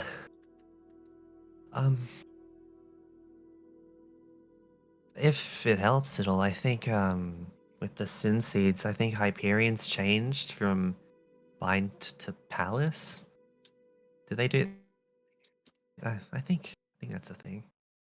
That is not an unheard of phenomenon. If an exorcist's mind changes drastically in a short period of time, it has been known on rare occasions to change the nature of their blasphemies. The only issue is Caitlin's sin seed has been entirely removed, not simply changed. Right. You seem more familiar than the last time we met. Do we? Do I? I feel like I've seen your shadow before. My shadow? I don't know how to describe it, but your shadow feels familiar. I don't think we've met within CAIN, have we? I don't believe so. You If it's carry a emptiness with you. Oh, I think that's because my shadow currently houses the primeval sin Goliath, the sin of nothingness. I think we've met before. Mia just like sort of like gets a good look at Aria's face. Does she recognize her at all? You Recall don't, anything? not at all. I And Asher can't- also looks surprised when Aria says this. I can't seem to remember any instance before or after the solstice, and now. I think it protected me. Protected you? You hear in your head, Mia, I recall this girl now. This Goliath? Yes, Yeah, oh, damn. she reached What's- out to nothing when she was in the deepest of despair. She wished to feel nothing, and so I granted her it.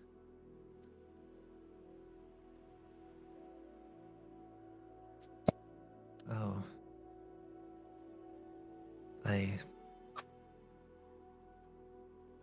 She called to you and you answered.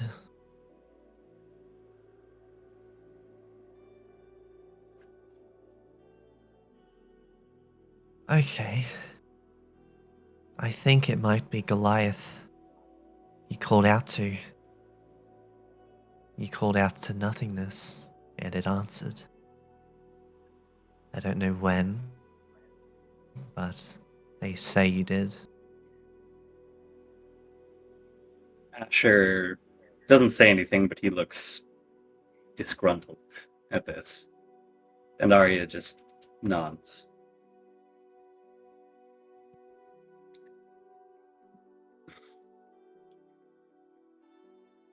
Regardless, it is good to see you again. Mia, I enjoyed the brief moments we shared during the solstice. Yes, you were a kind soul to be around in such a horrific time.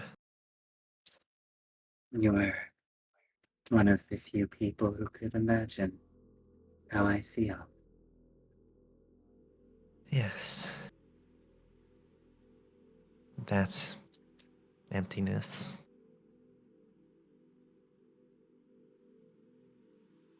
Emia's just gonna gently sort of like pat her on the shoulder. But hey, looking forward to future times as well. Well, once we kick Adam and Eden's ass, of course. Indeed, we will put things back the way they should be. Emia's just sort of gonna lean back. Actually, I might have an idea. Oh?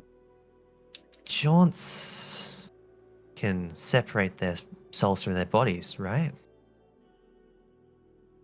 Yeah, they can. I wonder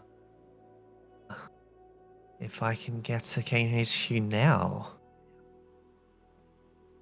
Asher looks bewildered at that idea and says, if it was ever going to be possible, you have the power to do it. Okay. Mia's gonna try and sort of sit back and relax and try and separate herself from her body. And your destination is? CAIN HQ. But before she leaves, if she... Anywhere. Well, the office of August Ulstrom, of course. But So I this see. will happen after everyone else's thing happens, I'm sure. Okay. Sounds Yeah. good. And Alright. Mia will quickly say, tell them if they ask, Omen, listen to Grace. And then she, yeah. Alrighty. Who's up next? Me. Yeah. Hyperion. Yeah. So after Fontaine was done with whatever she was doing with Hyperion's wings, Hyperion will actually walk over to Grace wherever she is. What's she up to? She was headed outside to the shack. Oh, okay. Well then I suppose Hyperion will go that way as well, because he wishes to speak to her. Eventually catches up to her, I hope. Why are you following me? It wasn't meant to be fought. Regardless, I wanted to apologize for the things that Miso said while he was in control of the body. It was incredibly uncalled for. I'm sure you do. Is that all? He... For a second, he looks like he's debating on whether or not to ask you something else. And then he takes a deep breath. Before we left for Cabo Falso, you said to Grace that she was the only one that you considered something more than an acquaintance. Is that true? You mean to Caitlin? Yes.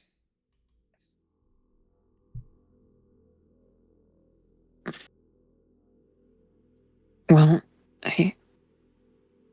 her cheeks go a little bit.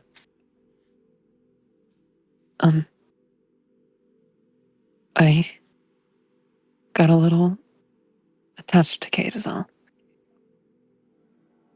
I don't want you to worry about your estimation in my view. So don't let it concern yourself.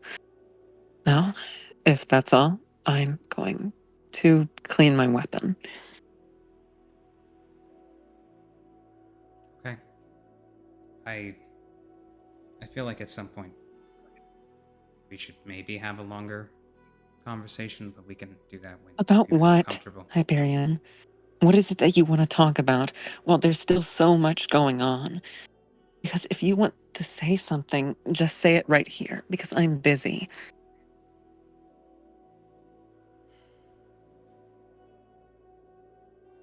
Okay, fine.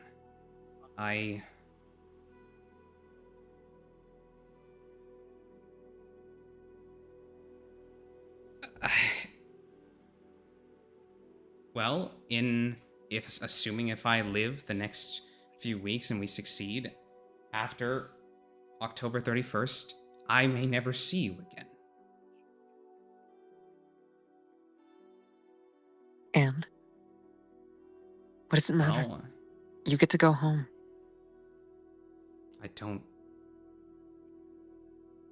want to go home. There's still so What much do that you needs to mean be you don't done. want to go home? I mean exactly what I said. There's still That's all too you much to be wanted. done here. Like what, Hyperion? Helping out Re- with reconstructing whatever damage we've caused? Yes, exactly.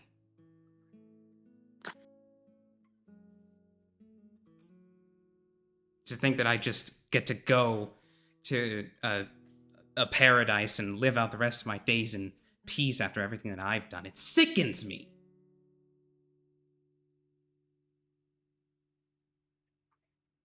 Not to mention, I'm sure it does. But I don't know. Why ask me? Why tell me? Because it's your life. Do what you want with it. I don't know what I'm gonna do once we're done. But you don't need to concern yourself with what it is, nor do I with yours. Our job here is to save the world. And that's what I intend to do. Now, is that all? Have you paid no thought to what would come after that? Assuming you lived? The thing is, I assume I won't. Not that I'll be suicidal or anything, but I just don't want to think so far ahead.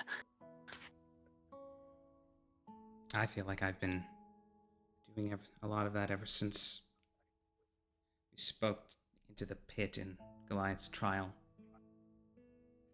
Feeling like I admitted a truth to myself there that I had shied away from for a long time. That I often lied to myself more than anything else. Because the truth is, I don't want to die. I want to live. And I don't just mean live until we save the world and then, I don't know, be executed by fate or something. I want a long life with the kind of happiness that I never got to experience before. And if I wanted to be completely truthful, I would have wanted that life to be with you. So is that what you thought? That once it was all over, we were gonna kiss and then ride off into the sunset? That's probably not how it's gonna go down. When we're done, you're either going to stay and clean up, or you're leaving. And I will atone.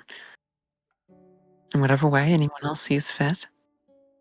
Charon told us that we weren't allowed to die yet. Honestly, I do want to live as well, but I don't know. I'm not sure. That uncertainty scares me. And it scares me about you as well. Please, don't be so attached. Because it'll only end up hurting you.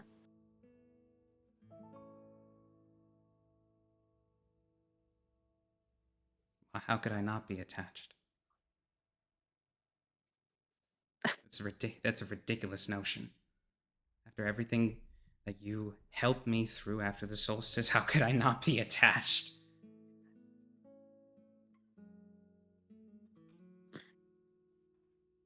I don't know. Honestly, I find it so strange that you feel the way you do about me. It's odd. I'm very awful, Hyperion. I'm a bitch, a murderer, and I'm sure some other cruel adjectives. And I'm just trying to do what's right, even if it's difficult. And even so, I've been nothing but trouble for our entire team. I'm the most worthless one we have. All I am at this point is a woman with a gun. But I'll still lay down my life for all of this. And I just need you to stop treating me so different. Do you really think that's all you are? Just a woman with a gun? Yes. It's all I've ever been. No, it's not. It's patently false. You're the one who grabbed me by the collar after the solstice and made me swear to walk a better path. Who, I don't know, we spent that time within my palace a few days ago, reminiscing, drinking to a better time. You're the one who held me in my arms while I cried. Please And don't. dared to see a man inside this monster. How do you expect me not to feel? That's enough. That's enough, Hyperion.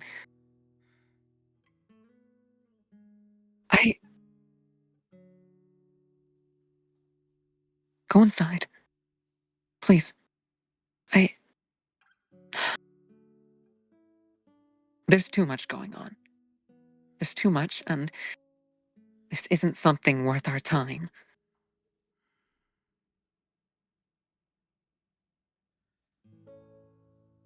I know that there's a lot going on.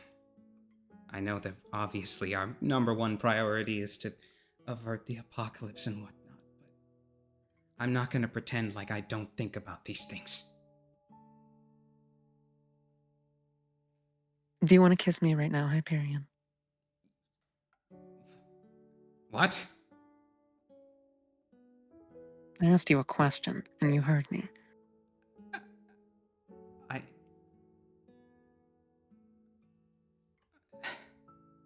Only if you wanted to. You're an idiot. She walks away. I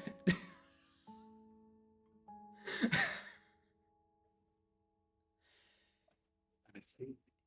Hyperion just slams his hand into his forehead and walks back into the main warehouse. Mm-hmm. Grace, are you going into the shack to clean your weapon? Yep. You slide open the door, and you hear, "Oh, who's your good boy? Oh, who's your good boy?" And inside you see the elderly homeless gentleman who arrived a little bit earlier, seemingly ruffling a stray dog. And as soon as you walk in, he freezes and looks over to you very scared. Who the fuck? It's...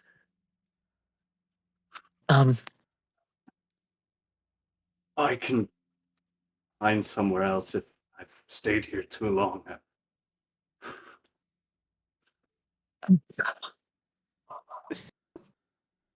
You know what?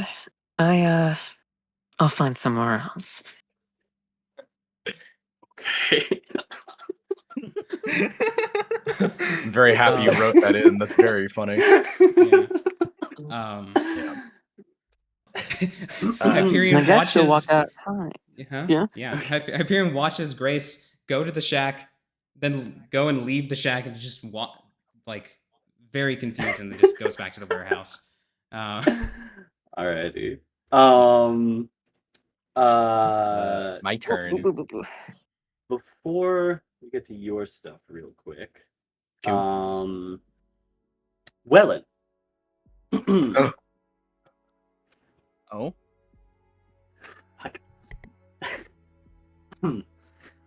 Bring, bring, bring, bring. Oh. Bring, bring, bring, bring. Bring, bring, bring, bring. Just let that shit go. It keeps Don't ringing. Don't answer it. Don't pick that bitch up. I assume this is Welland's phone ringing. I was waiting for Indeed. elaboration on what Yep. that noise was. This is usually he'll what pick that it up. sound is. I wonder who it could be. You I don't know if it's someone else's phone or his own or what. you pick it up. And you hear, Welan, is that you? I already regret taking this. Well, apologies for the intrusion. I know that you have been having a spot of trouble in your most recent endeavor. Maybe a little bit of success mixed in there, but you know how it is, give and take. Regardless, I know you want me to stop wasting your time, so I'll come to tell you what I was here to come to tell you. Mr. August Alstrom will be opening Leviathan's Trial on October 16th, 1,000 meters above the sea level, above CAIN HQ. I believe that is where he wishes to... What's today's date? The The 3rd. Yes. Got nearly 2 weeks. Yeah. Okay, that's good to know. Clears up some stuff. That is all that I had to tell you. But if you Not want much to else you talk can more, tell I would me. be happy to. Is there much else you can tell me about August in general? I barely just managed to learn the man's name, and I am barely still alive from that. I know that he is probably the smartest man in the world, but Doubt it. aside from that, I'm not really sure. He has been incredibly keen on keeping his powers relatively hidden, and trust me, I have been trying.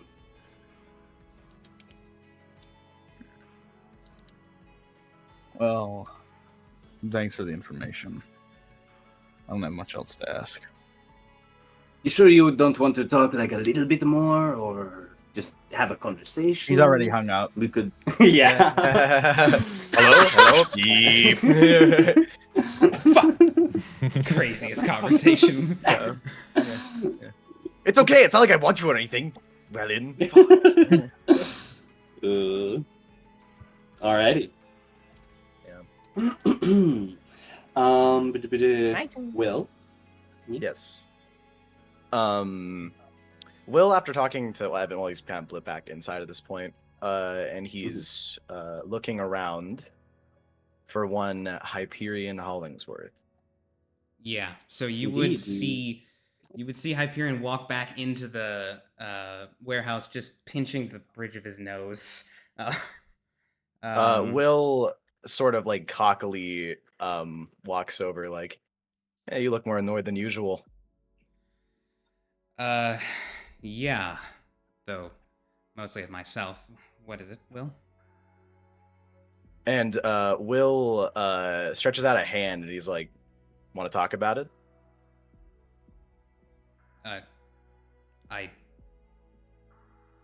Sure. Why are you stretching your hand out to me? Well, I've been wanting to talk to you for a little bit, and after the trial we went through, I sort of, both figuratively and literally, I need to talk to you. I'd like to do it within your fucking bar. What's it? Oh, yes, I can. Give me a moment. He'll find some door within the warehouse and open it, and inside is the bar. And so it looks like the bar would normally, except right as the door opens, you see Pathos hunched over a cake, and he like freezes and looks out of the door. Oh, hi, Will. Hi, other Hyperion. What the fuck is this? Well, it's Mia's birthday today, so I was. Is this not a good Yeah, time? I don't know. I don't really know if we're in the mood for just celebrate. Well, I mean, that's sort of the reason why I was going to suggest we celebrate, because we're not in the mood for it. But I'll I take get it. this I away. get it. No. Wait. Leave the cake. Okay. Yeah. Hey, cool. Yeah. Put it down. Yeah. Okay, cool. Yeah. He finishes setting up the cake and goes back behind the bar counter and just like so just looks around, is like, yeah, I'm just minding my own business. Yeah. Will, after walking in, is sort of just like motioning towards the bar, is like, could we sit down for a second? Yeah, sure. Yeah. He pulls up a chair. Is there a particular drink at all that Will would want in this moment, or is it just? I'll ask her one later, but for right now, nah, it's fine. All right. Pathos holds off. Yeah. So, what is it you wanted to speak to me about? You know, for a fair bit now, I have been trying to make sense of any aspect of you. I mean, since the first fucking hunt with all the weird shit, every single hunt that's continuously happened, and then, you know, you fucking killing all those people, it's been a little difficult to not just, like, attack you sometimes. And I've very quickly gone, not very quickly, but I've sort of gone to a point after Goliath's trial. He said something to me that has rubbed me the wrong way, and I don't know if it's because I'm wrong or he's wrong. And well, you know, and while last time we talked, it was like arguing with Mussolini and Stalin, and I'm really trying not to become Hitler. I am now able to look at this in a situation where it's like I can maybe level with you a little. I see. Okay. And my question is... Yeah?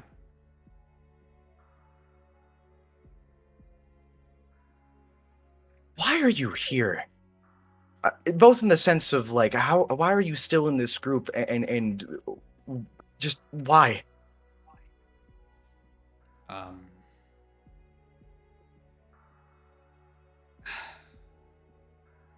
You're... I feel like it would take a while for me to explain it verbally, but your ability that allows you to sense things of your surroundings, I've seen you use it a few times. Can that be used on a person? I mean, you're smarter than me, probably. You could guess that. Yeah, I figured that out recently, actually.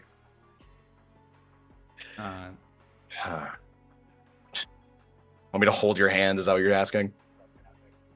I thought that was what you were going to ask me for, but screw it. He extends to you his ungloved left hand. I don't know how this works. And well, okay, this is gonna feel kind of weird. He grabs his hand, does the like pulse scan thing to resonate with him. Okay. Yeah. So. Much like the thing with Evan, it's like, you know, creates a domain of sorts around the two where they're both memories in certain areas are sort of melding together into one specific area they both exist in.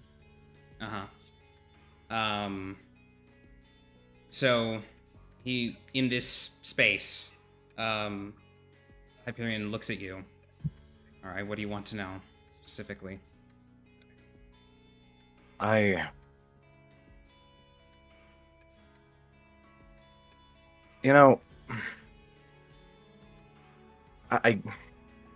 before I ask that, let me say something else. The one thing I've gathered from Eden that I know to be true beyond everything else is that he's very, very terribly a person. And I mean, we all hate him. You know, I'm not trying to defend him in any way. I'm not saying that. But what I am saying is that it's scary to me how much he is a person. And sorry, quick thing. Does Will know about the fact that like Ouroboros was in Hyperion? Yes. You would have. I do think that got said, uh, right? Yeah, Fate Yeah, says yeah, that yeah, during It the probably got solstice. said at some point, but you would have seen it during Yeah. the most recent Mirror Battle. Yeah, sorry. So as I was saying, I see a lot of him figuratively and, well, I guess literally in you to a degree. And,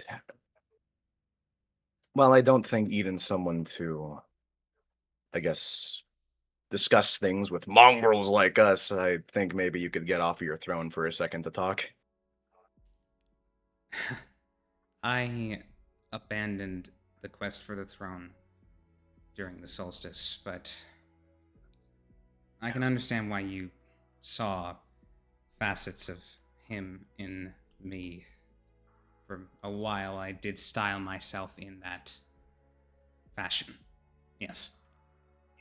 Yeah, and I guess, like any good story starts, how did you even end up in CAIN? At this point, the memories would probably start flooding into the space around you, if I remember that's how this works. Yes, roughly. You can choose how much or how little is there, but, you know. It's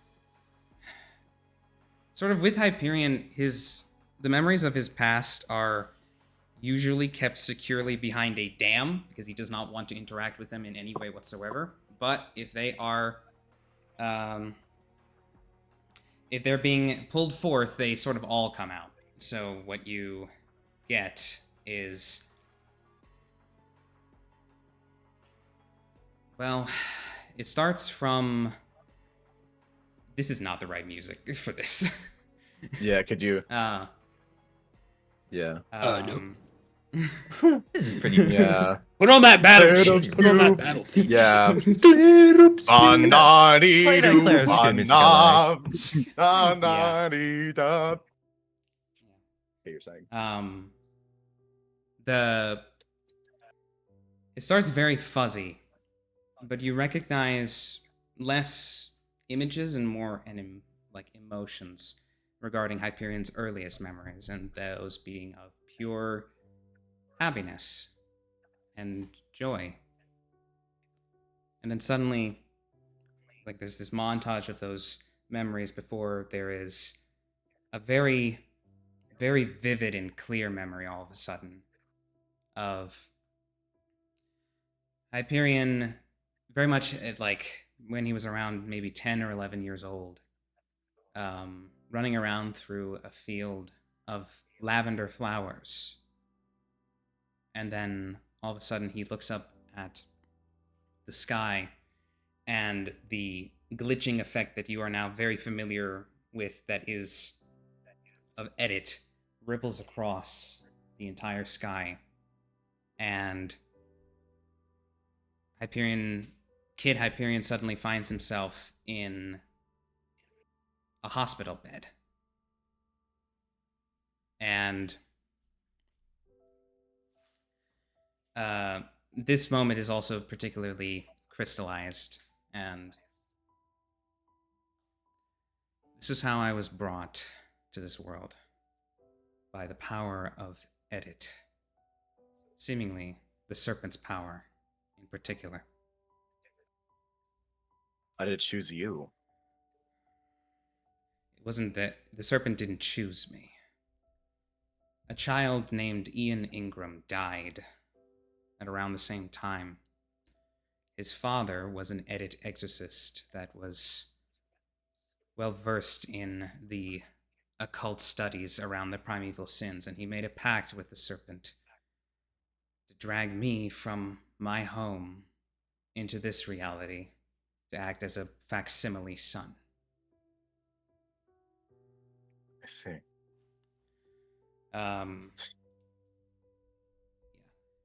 At this point, content warning to the listener of child abuse and attempted suicide. But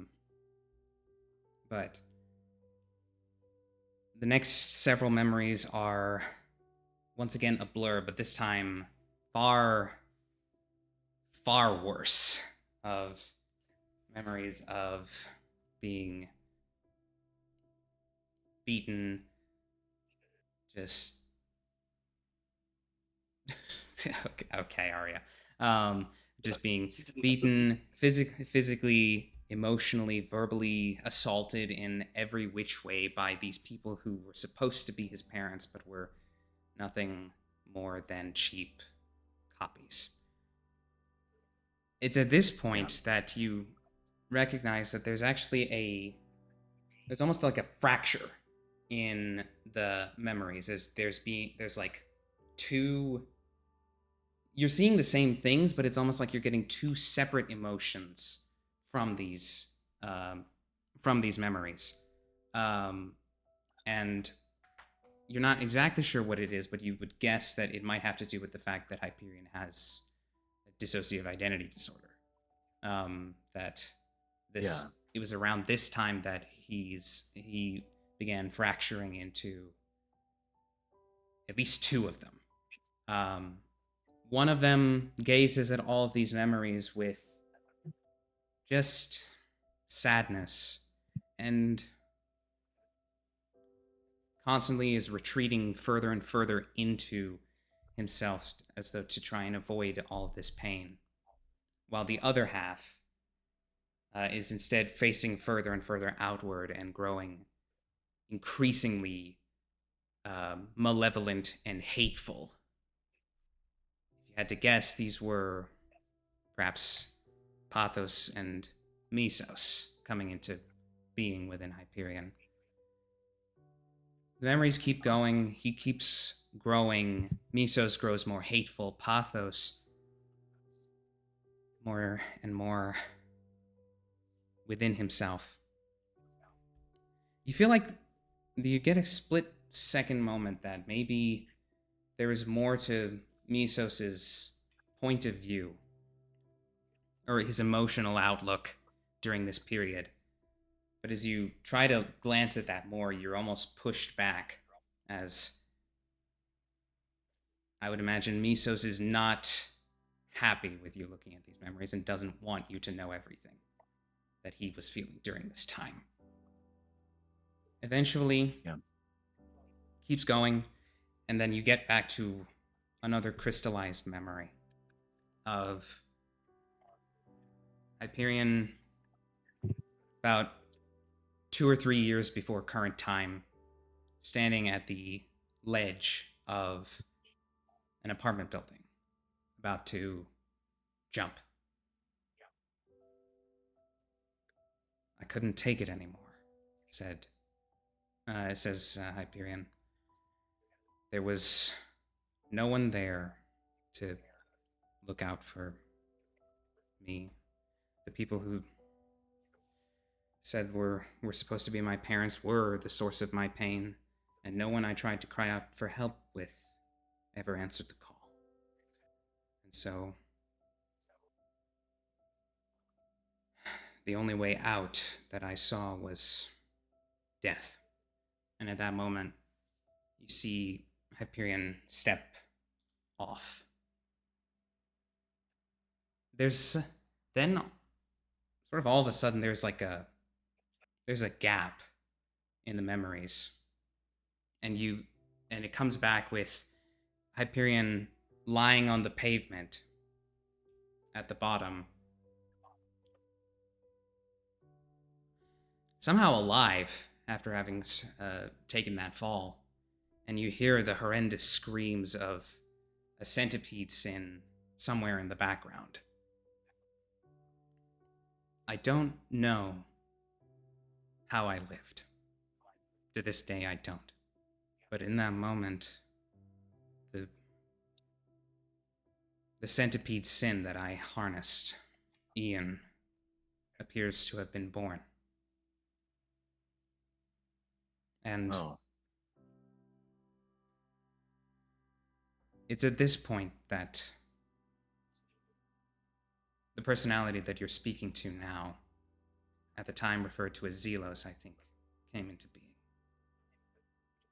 Sort of as a compromise between Pathos and Mesos. Mesos wanted to die. Pathos just wanted to be loved. And I think they found a compromise in between that created Zelos, because he was the one who was going to rule instead. Memory shift to Hyperion sitting in a very sterile office, looking across from the man that you now recognize to be Dr. Kendall Adamsphere, after Hyperion had been taken in by CAIN, as Dr. Adamsphere further encourages Hyperion's desire for rule and for him to build his empire. You see more and more of the images as they pass, now of memories that you recognize a lot more, of, you know, meeting the cadre, going through those first 3 missions with the cadre. And do I just see myself like randomly in the background at some points? I'm like, oh shit, that's me. Yeah. You also get it probably also impart in that moment what he thought of everyone. Mesos hated everybody, obviously, and Pathos loved everybody. Yeah. And Hyperion and Zelos, the middle one, he was largely just dismissive of everyone. But you can sense now that there was a kernel in there of something else. The scene then shifts to the moment when Zelos makes the pact with Ouroboros to become his emperor.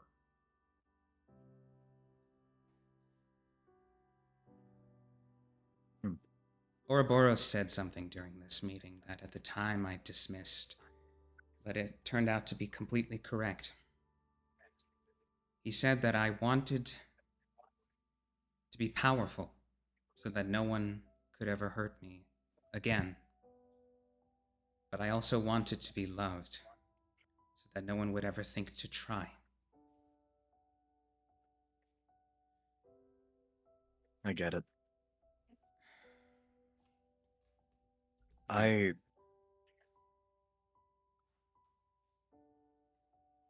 my fucking god. It's really weird seeing an entire person's life laid out in front of them, in front of me like this. I'll have to go through. Yes. I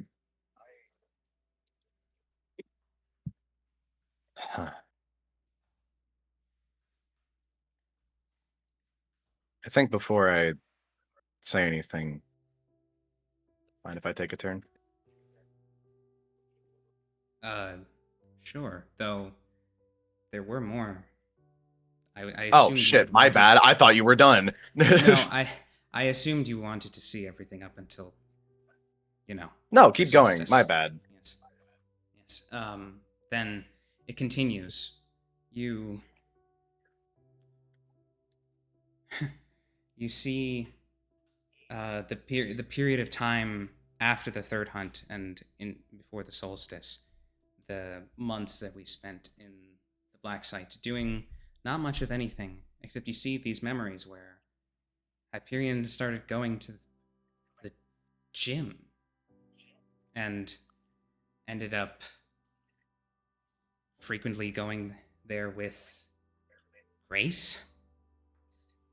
You see, and you feel within the Zelos persona the beginnings of something other than just pure dismissiveness for other people, but rather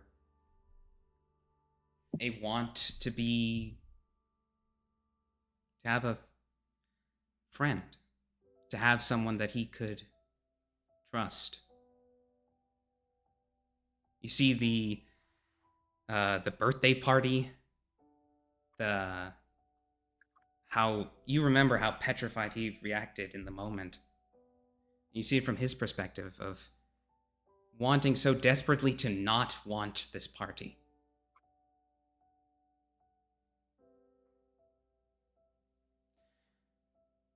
But he wanted it anyway. And yet he kept trying to stamp down that sense of emotion and weakness further and further into himself to no avail. Because it just kept resurfacing over and over again. You see a conversation with Fate about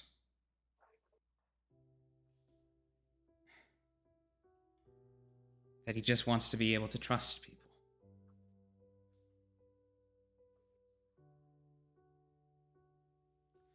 You see Hyperion walk away from that conversation in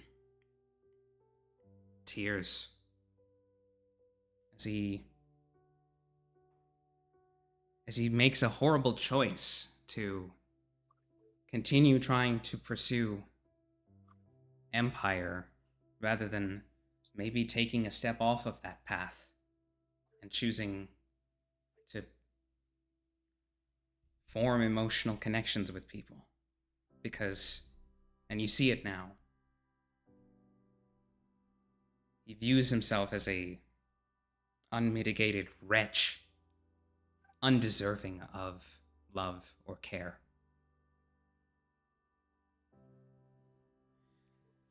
The last memory you see is of that fateful moment right before he did the action that killed 5,000 people. You see just an utter jumbled mess of emotions within Zelos' head. Some part of him doing the cold calculations and convincing himself that killing 5,000 will save the rest and will minimize the number of human casualties. A part of him that did desperately want to take this step and become emperor, because then finally he could shed that part of himself that wanted to be loved.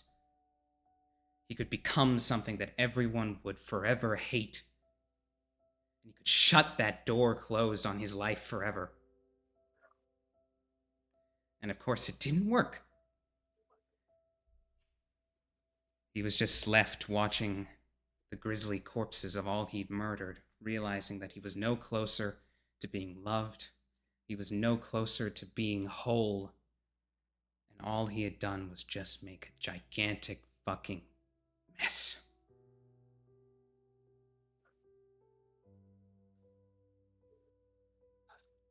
Yeah. If you look back at Will at this point, he's like shaking, not like a lot, but like to a degree where it's like he's very much shook enough at what he's seeing and hearing and everything.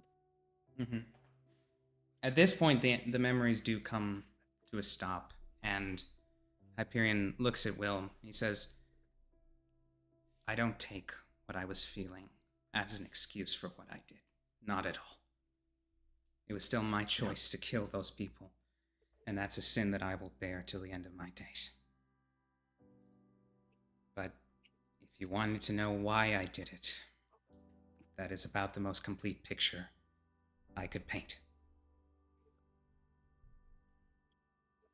Man. I mean, I guess that's sort of the difference between you and Eden, I think. I think that it's very easy to look at, I think, circumstances and the way people just the situations people are put into throughout their entire life and use that as an excuse to stay where they are. I think you did that for a very, very, very, very, very long time. But I also understand that there's definitely some conscious within you that's aware of that. Yeah. I just Fortunately, it only became aware of that after I'd done the most horrible thing someone can do. yeah. Well, I preemptively said this earlier, but might I? Of course. Go ahead. All right. Will starts to show a lot of his shit over to Hyperion, and what he sees initially is a family of 4, or technically 5, because there was a cat. And it was it's Will, Evan, both their parents, and well, originally Evan's cat, but their cat.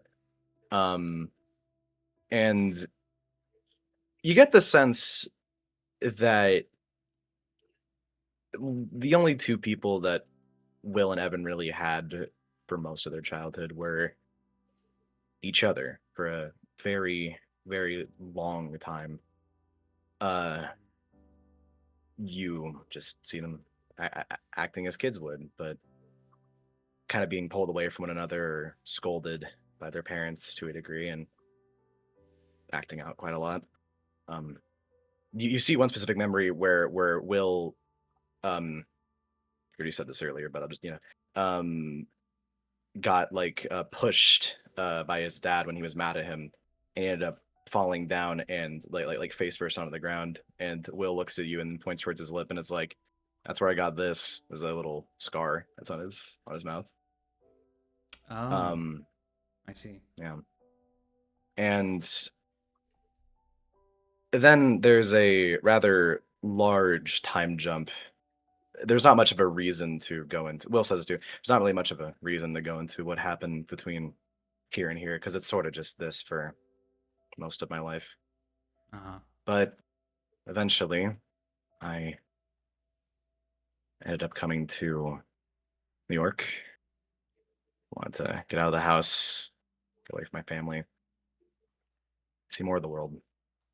And I mean, really, the only thing that made sense to me during any of this was music and making shit. I mean, if I can make something that is so ubiquitous and so respected that it goes beyond myself, then I can connect with others without actually having to be alive. And I spent a long time just doing that. Out here, drawing, making music, whatever. And then eventually there was one very, very stupid day that I ran into this lady. She had silver hair. I forget what it's called, but it's the thing where one eye is one color and the other one's another color. Heterochromia? Yeah. And I mean, she was great. I mean, I could always get along with her. Could always laugh together. Always have a good meal. It felt like we always just kind of kept up with each other, but it always became a thing at a certain point where she looked like she wanted help. She felt like she wanted help, and any time I'd ever delve into or try to ask at all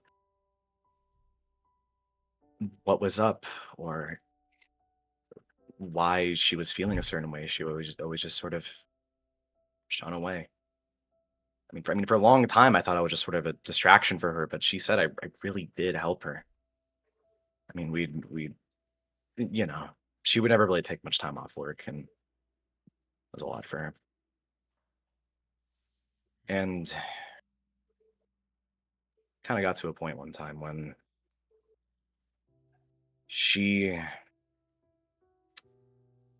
ended up switching the route. She went to work a lot. She used to walk or take a cab maybe. But then she started taking the train, which was nice because we could always walk every morning together to I could walk her to the train and then walk back home, and it was nice. And I never got why. I always just thought it was just a way for us to spend more time together, enjoy each other more. But then one day I went with her, excited, happy. What I have to complain about? I was getting some notoriety with music. I had a beautiful girlfriend. It was nice. It was quiet, and she made me think I could relate to someone beyond just saying something or making a sound. I felt like that there was something more there, even if she never really wanted to get into a lot of her own shit. And right when I left, she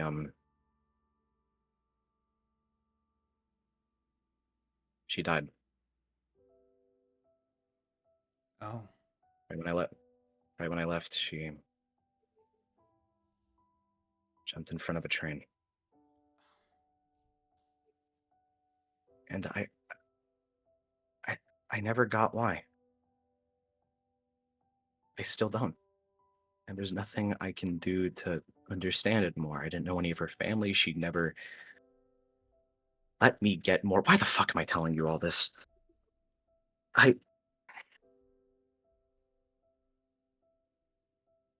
She was a total enigma. I think she wanted that. I think she just wanted to make so much money to where she could live comfortably but not happily, and I got to her at a point. And later that day, well,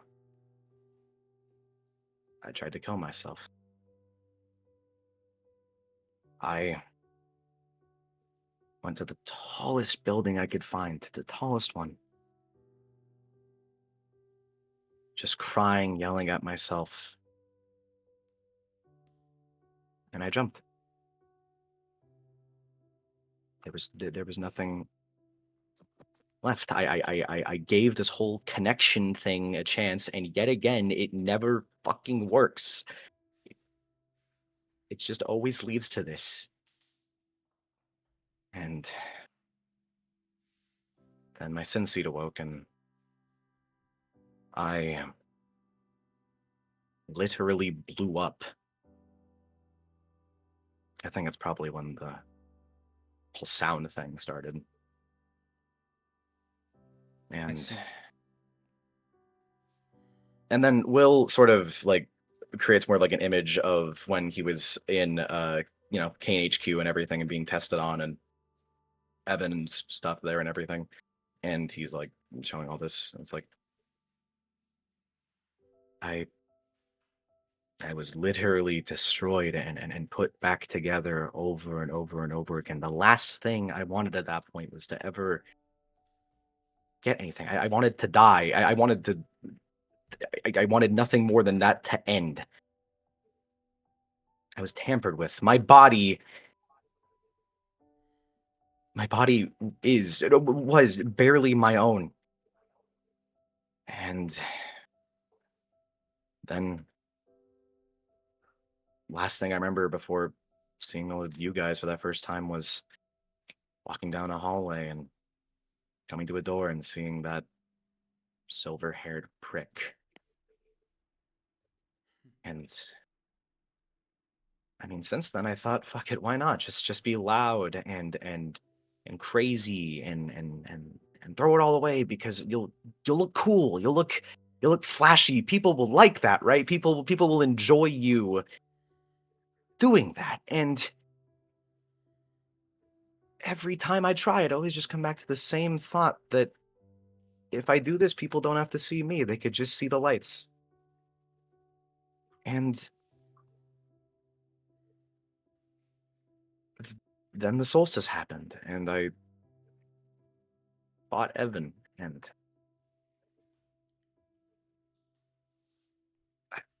I try not to think about it, but we were fighting so recklessly, and so many people got caught in that. I mean, I threw a fucking building. Like, what am I thinking?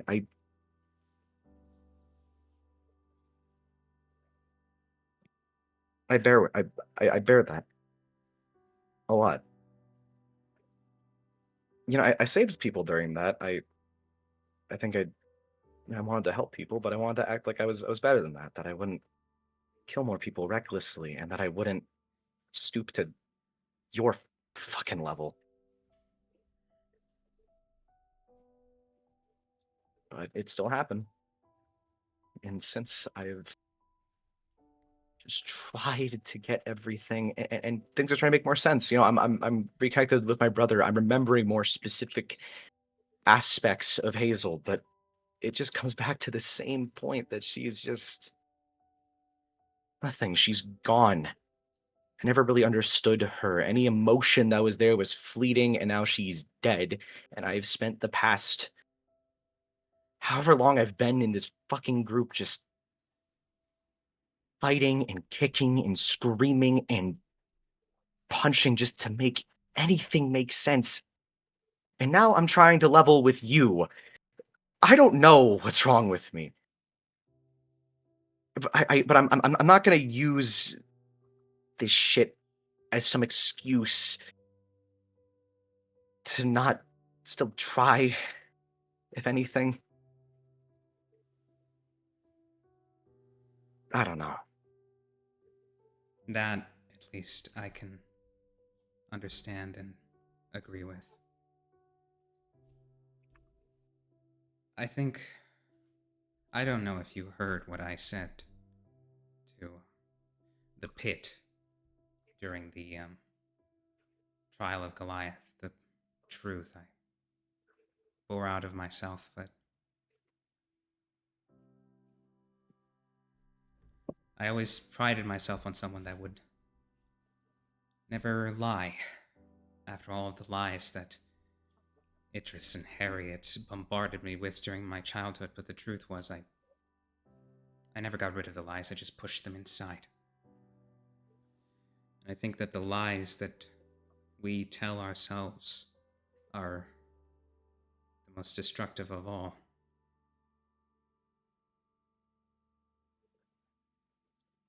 Yeah. I think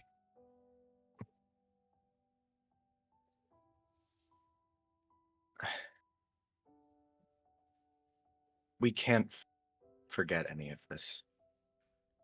And that's kind of the scariest thing to me. I have to live with this shit. I have to live with one arm, you know? I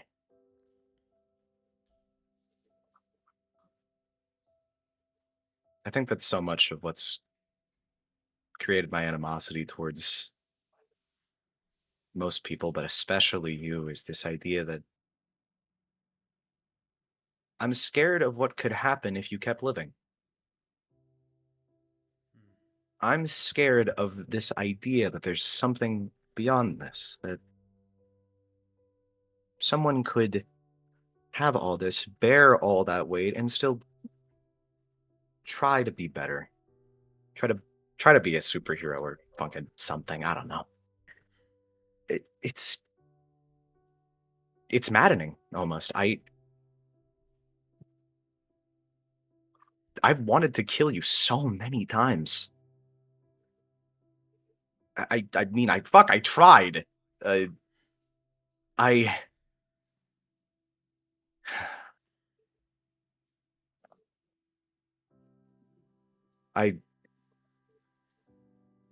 I think I'm just kind of happy you've been able to look beyond yourself.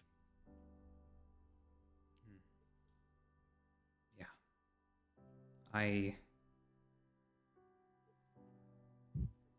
Well, if I didn't somehow find it within myself to begin walking a better path after what I did, then all of those people would have died for absolutely nothing. Right on the money. I think I'm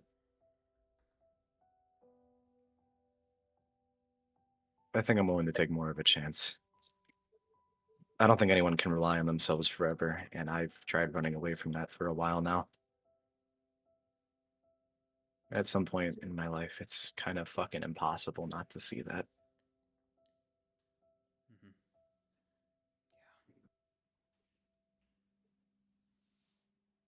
Mhm. I don't know. Thanks for indulging all this. Will, let's go of I guess they were holding hands. I don't know. I'm trying to think of logically how else they would have. You know what I mean? Yeah. The last yeah. thing that you feel, actually, before you let go of that connection, is this whole time you were speaking to Catharismos. The last thing you feel is that is a sense that one of the other two personalities, when gazing at your memories and the state that you were in after Hazel's death, just for the slightest moment you felt empathy.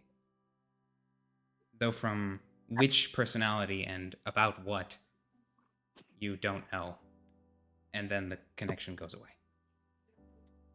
As Will's letting go, you feel a thing of the redness of hatred he has for you doesn't dissipate, but it dulls a little bit, and he's willing to hold that back a bit more. He can see that you're not trying to justify your pain.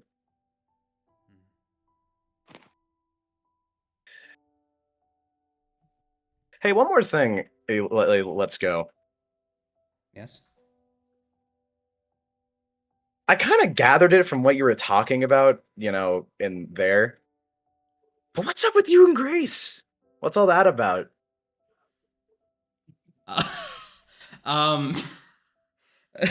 Okay. So when you say that, he was like furrow brow, like listening to your question, like ready to answer whatever you had to say, and then you say that, and he just sort of freezes in place for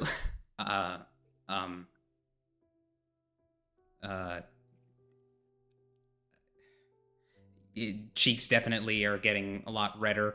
And Pathos from behind. Will keeps Pathos from the Will other keeps side kind of of the counter. just like crossing his arms and like moving back and forth, like Yeah, Pathos from the other side of the counter is just and like hand over his mouth, like trying to shield the fact that he's laughing.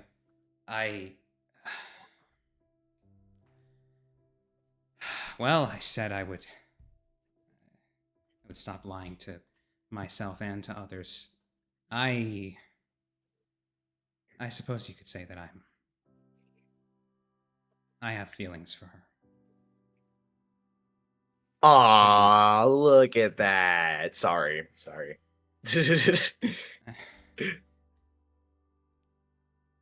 And Pathos from the other side of the counter says to you, Will, she definitely likes him too, but she's not willing to admit it because she's got kind of the same issues that he was having, but it's a whole thing. You really don't need to tell me that. It's kind of, I can imagine her reacting like that towards anyone being kind to her literally ever. You have no idea. This was Catharismus again. I don't want to have any idea. But yeah, I get it.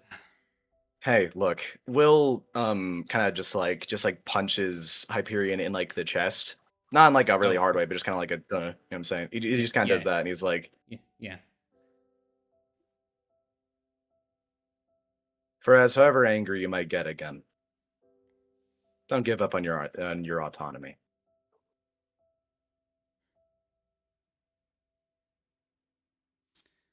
I won't.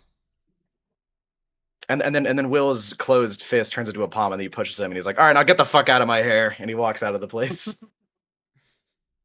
You All right. put me in your. Never mind. Alrighty. And as the palace dissipates around you, we are going to take a quick break. Yay! We will. Man, I'm hungry. We did it. Polaris, will that was so pick back good. up when- Yes. That was so That was good, guys. that went- Everything very great. nice. That went really lovely. well. Yeah. It was finally. Yes. It's finally no longer potential conversation. It actually happened. The actually- conversation yes. happened. Let's go. Let's go. Yeah. I was in my mind, this conversation has played out in so many different points in my head because I've been wanting to do this for so long now. Initially, something I was planning on doing was, with like when you talk to Evan. Okay, well, in like the when he tried talking to Evan at the start of it, when he kind of was almost popped like Super Collider, like right then and there. I was gonna do something similar like that here, but then that conversation happened first, so it just like got a bit better. Yeah. Yeah. And I'm happy that what this basically came back to was just the two of them just shooting the shit. Yeah, kind of. Oh yeah. Yeah. Okay. This is not. There's no potential yaoi in here. Don't think about it. No, there isn't. It's not. It's too there is- late. there No, isn't. I am No. curious. I am curious. What you think of the other personality that connected to Will's memories in that moment. I'd imagine. Well, I wonder if it's I forget the name of them always. I'm sorry, but like the one that like fucking hates everything. I wonder if it was that. Mesos? Yeah, because the thing is, I think it kind of just like goes without saying that the other one would just have sympathy for everything ever. So I'm not exactly surprised by that fact. Hmm. Yeah, Yeah. that's a good theory. Yeah. Yeah. I was gonna say there's a thing I said at the beginning that was very funny in my head, but I decided no one laughed at it. I was describing like the last conversation that we had, which in reference to the one with the Samu as Yes. well. Yeah. No. as- I know yeah, what yeah, you yeah, were yeah. referring to. But Yeah. I was just like, no one found that funny because I thought the line, because last time we talked, it was like arguing with Mussolini and Stalin, and I'm really trying not to become Hitler, was a very funny line, but no one thought it was funny, and now I'm sad. I mean, it was funny, but like Hyperion's not gonna laugh in the about moment. it. Yeah. And- That makes sense. I'm happy you didn't. It's a good Yeah. thing that you didn't. Yeah. Yeah. But I mean that went great. I didn't know how Yeah. the fuck that was gonna go ultimately. Yeah. Yeah. Yeah. It's very hearing now the fullness of Will's backstory and his Sin Seed manifestation, my parallels to I've been Hyperion. thinking about I've that been this saying entire this shit. time. Yes.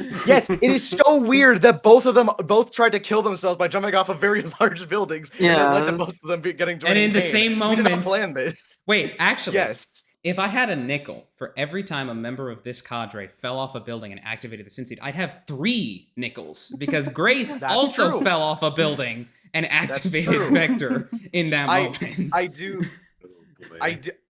do have. There's one more moment in Will's past I'm gonna get into next session that I'm saving, and I wanted to do it before this, but it occurred to me, for one thing, I've been very busy to not really write it out fully, but it's a thing that after that I was saying, like, I think it makes more sense for this to exist after we talk than beforehand.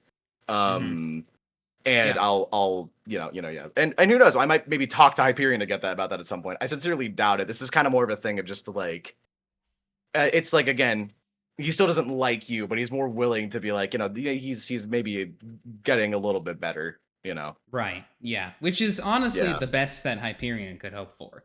And the fact Yes. honestly, the fact that that conversation ended without him getting punched in the face was a real shock to him. Yeah. Well, he only punched him in the was chest because impressive. I thought it was again, like I said, Will has been holding a lot back during that, and sort of I think that he sort of loosened up a little bit after seeing a lot of your past. Not like entirely forever, but just like is the amount of like, hey, Yeah. Maybe I should not just kill him the second I walk into this room. But yeah. Yeah, that was great. That was great. It is actually so weird how our characters paralleled each other so fucking well. Like it is weird. It's We insane. we did not plan this. That's the No, coolest thing about TTRPGs. Yes. it is. Yeah. I mean, that's happened Yes. before in this series. So. it makes me Yeah. it makes me think again It's all about over that the place. one that art that Frankly drew of Will and Hyperion, young Will and Hyperion. Yay! And Oh, Solstice. It's Will so and peak. Hyperion. That is my favorite Hyperion, drawing. the parallel king. Yeah. Yes. Yeah. Yeah, the Oh, king of I parallels. That's can't right believe here. that's the most insane thing I've ever heard you say. No one What'd you say? repeat it.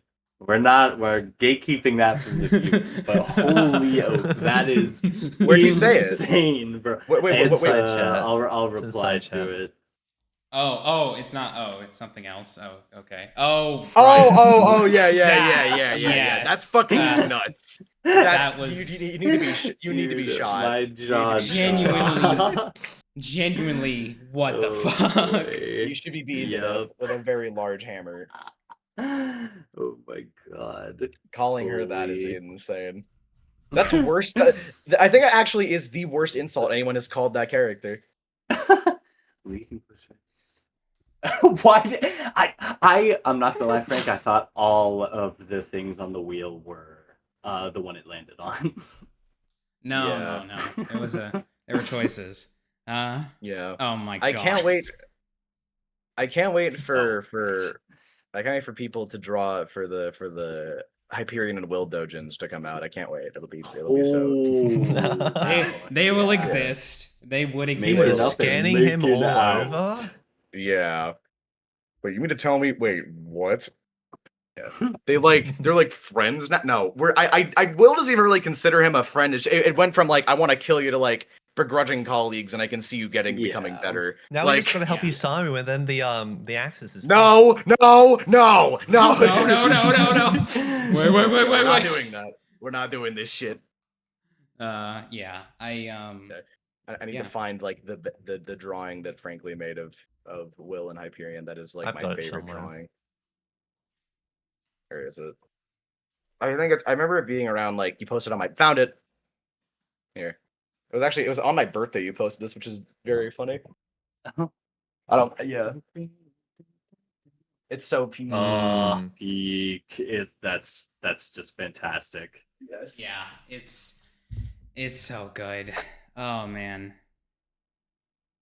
Yeah. Man. Also, no It's so sad. conversations with Grays never go where I think they're gonna go. Yeah. That was I think Grace is a little too Well, preoccupied worrying about the end of the world right now. Well, Oak, it's not like these parallels just came into existence right now. They've existed for a very long time. It's just this is kind of coming all into fruition right now because they're directly speaking to Yeah. each other about said parallels. No, I mean I recognize that of course Grace cares a lot about the end of the world. Who doesn't here? It's not like Hyperion is forgotten about that shit, but it's just really fun. Yeah. Um, It was also very funny being like, oh, are you? Do you like her? That was very funny to do. Oh, you like her? That was you like is her. that Shut up! is that the first time Hyperion has admitted to another Some- character that he has feelings for Grace? And to Will of all people is very that funny. was that's kind of Yeah. crazy. It's- I love yeah. It's very yeah, the it's- only one who's acknowledged it to outside people was Pathos. yes. Yeah. Yeah. And also, I want to say this, Polaris. I for a very long time now, because I never wanted to actually show it specifically. I wanted him to say it of like accepting this idea that Hazel died and everything, and specifically how. And I was like, who the fuck should I say this to? And it occurred to me, I should say it to Hyperion because it makes sense that good. the Yeah. peak of the arc of him, being able to not move on, but like carry with that hatred for him and look at him as more of a person is being able to say to him like this is the deepest, darkest moment of my entire life, which is why I'm even here to begin with, and I can say this to you. Mm-hmm.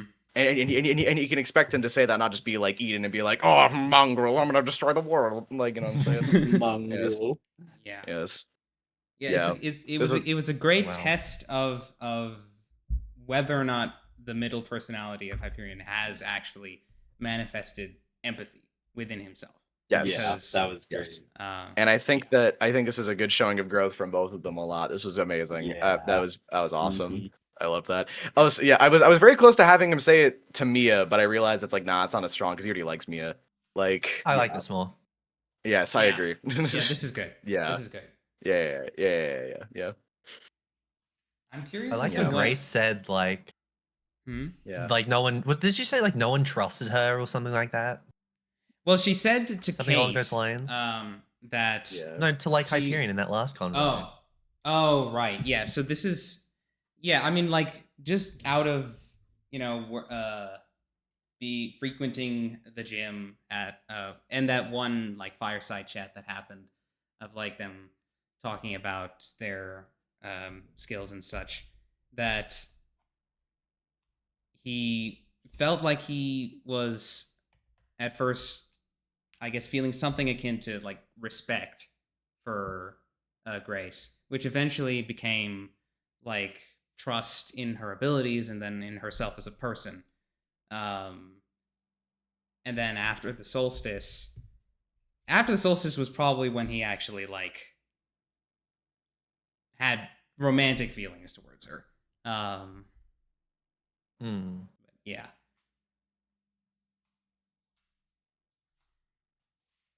Yes. It's Crazy, man.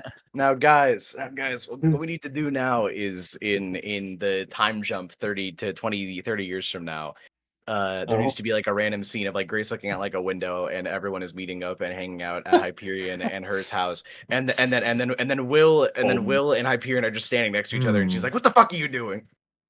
Yeah, About I that. fear. I don't know if Hyperion's gonna be around in 20. Now he'll come back. 30 Nah, he'll come years. back. He'll develop a portal. He'll come back. Okay. Look, let me hold on to my Yeah. cope, Aria. Let me hold on to my cope. The cope. Yeah. It's a theoretical possibility. Look, you know what's gonna happen is that if Hyperion doesn't go back, I'm just gonna be like, Aria's middle name is No Consequences. Aria, No Consequences Hoffman. Aria Mickey Mouse.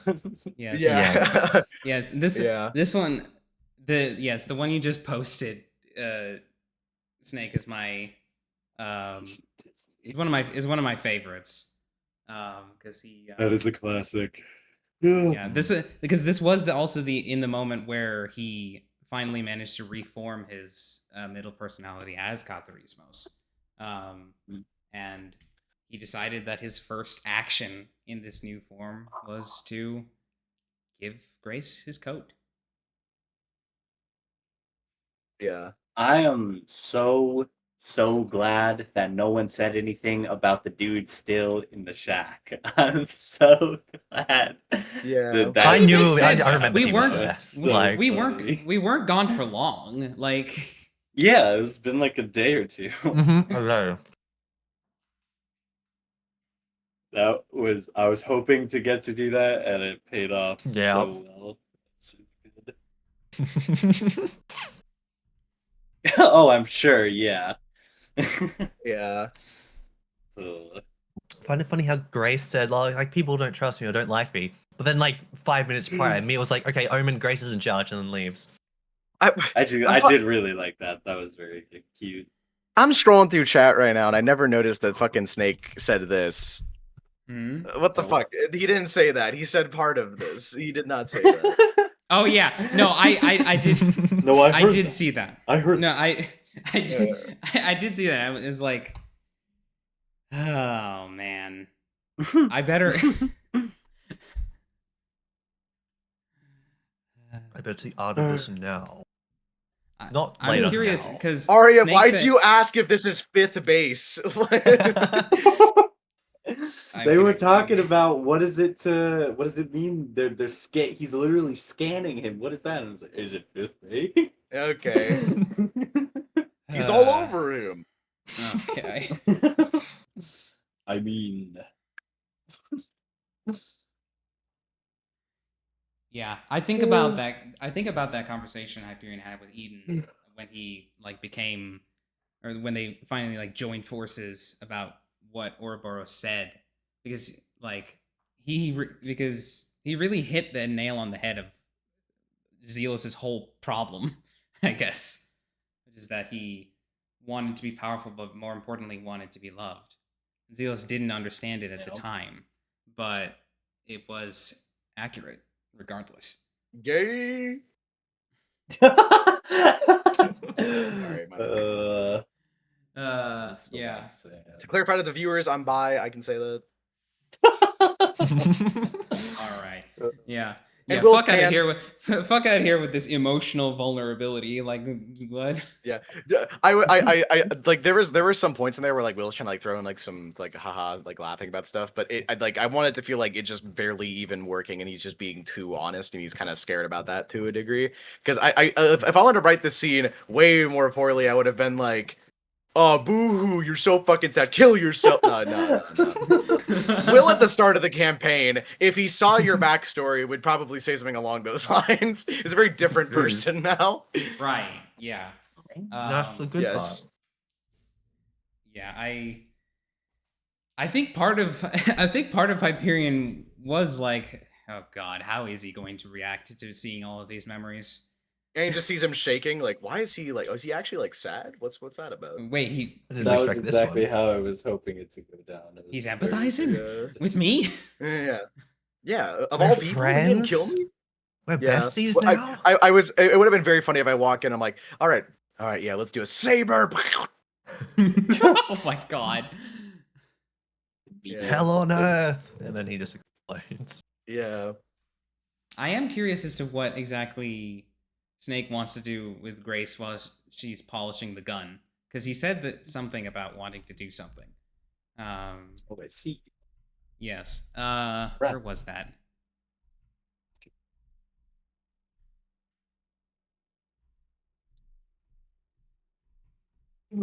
Yeah, hopefully.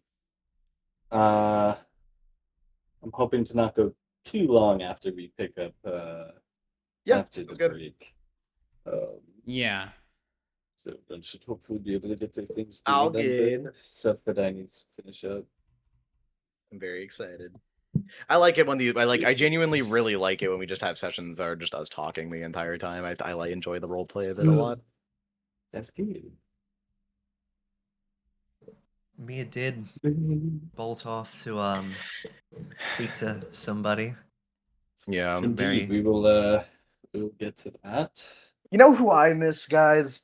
Where's Isamu? What's he up to right now? That's what I'm saying. Oh Yeah, boy. I no, actually no. Here's the real lesson that Will learn from all this. He's gonna see Isamu and he's be like, dude, this isn't you. This isn't you. Bro, this isn't you. I just talked to Hyperion. He's totally Isamu, I missed you. Bam. Page where he's being asked, why do you bad people? Because I hate them.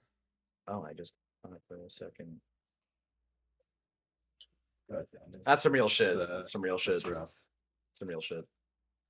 Oh my! Of course, Garth Ennis wrote a Punisher comic. That's really funny. Who's Garth Ennis again?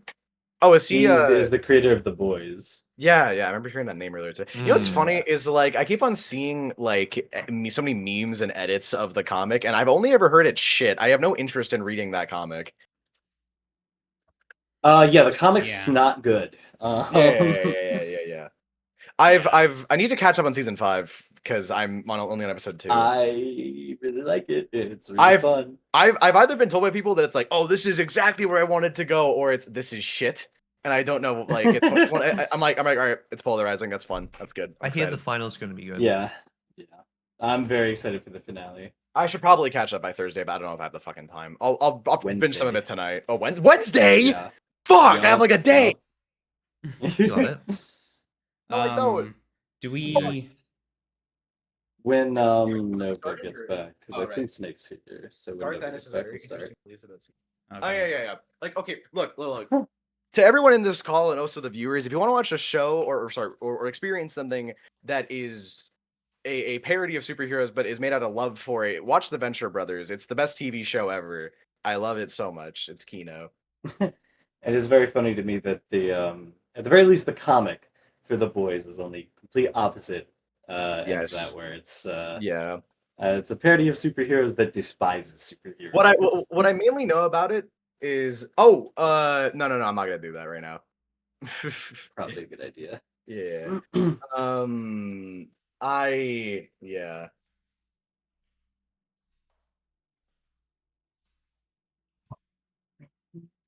What was I gonna say? I was gonna say the only thing I've heard about the comics is that they're like shit, not good, extremely repetitive. I know what the ending is of it, and it sounds so fucking stupid, but it has kind of a cool idea, but it sounds really, really, really dumb. I don't know if they're For gonna the do this voice comic? for the comic, yeah. Yeah. Oh yeah, no, they're not doing that. They haven't Yeah. they haven't they abandoned that They're like not doing since it. season 1. Yeah. They're not doing it. Yeah. Yeah.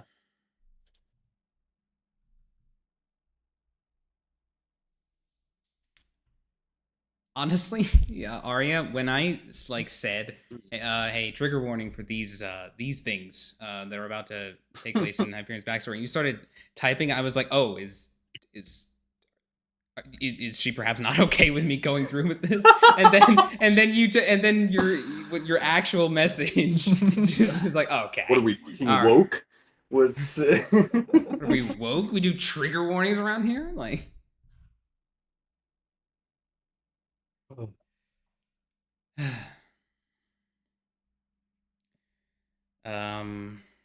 right.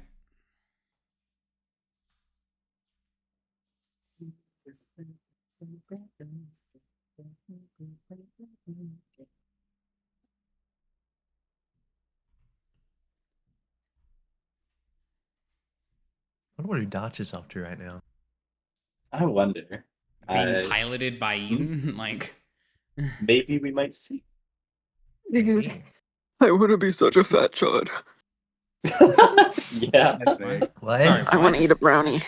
A big old brownie. Oh, that's real. Then eat one. Oh, That's so real. yeah. Yeah. Snake, what did you Ew. think of our totally epic conversation between Hyperion and Will? I thought it was really gay. Oh, No, that was great. For a fraction of a second, I thought you were actually about to say like good. it's very good. Oh, okay. Yeah, it's pretty fucking gay. Yeah. It's pretty gay. It's good though. It's good though. Yeah. They should did just you say? talk about Grace more. And then it'd be 10 out of 10. Well, they did get to that. You guys like the Mia drawing? Very good. Oh yeah, Very good. It was very nice. I'm back. Did you say? Where's the oh, Grace Well, art? I want to see the Grace art like this. Did you say you wanted to have a scene where you were doing something with the gun, Snake, or was that? Okay. Then. Okay. I think we're good then to start back up. Yes, indeed. Give me one moment. Real quick. Alrighty. Oh boy. I'm excited for this one. Okay, let us pick back up.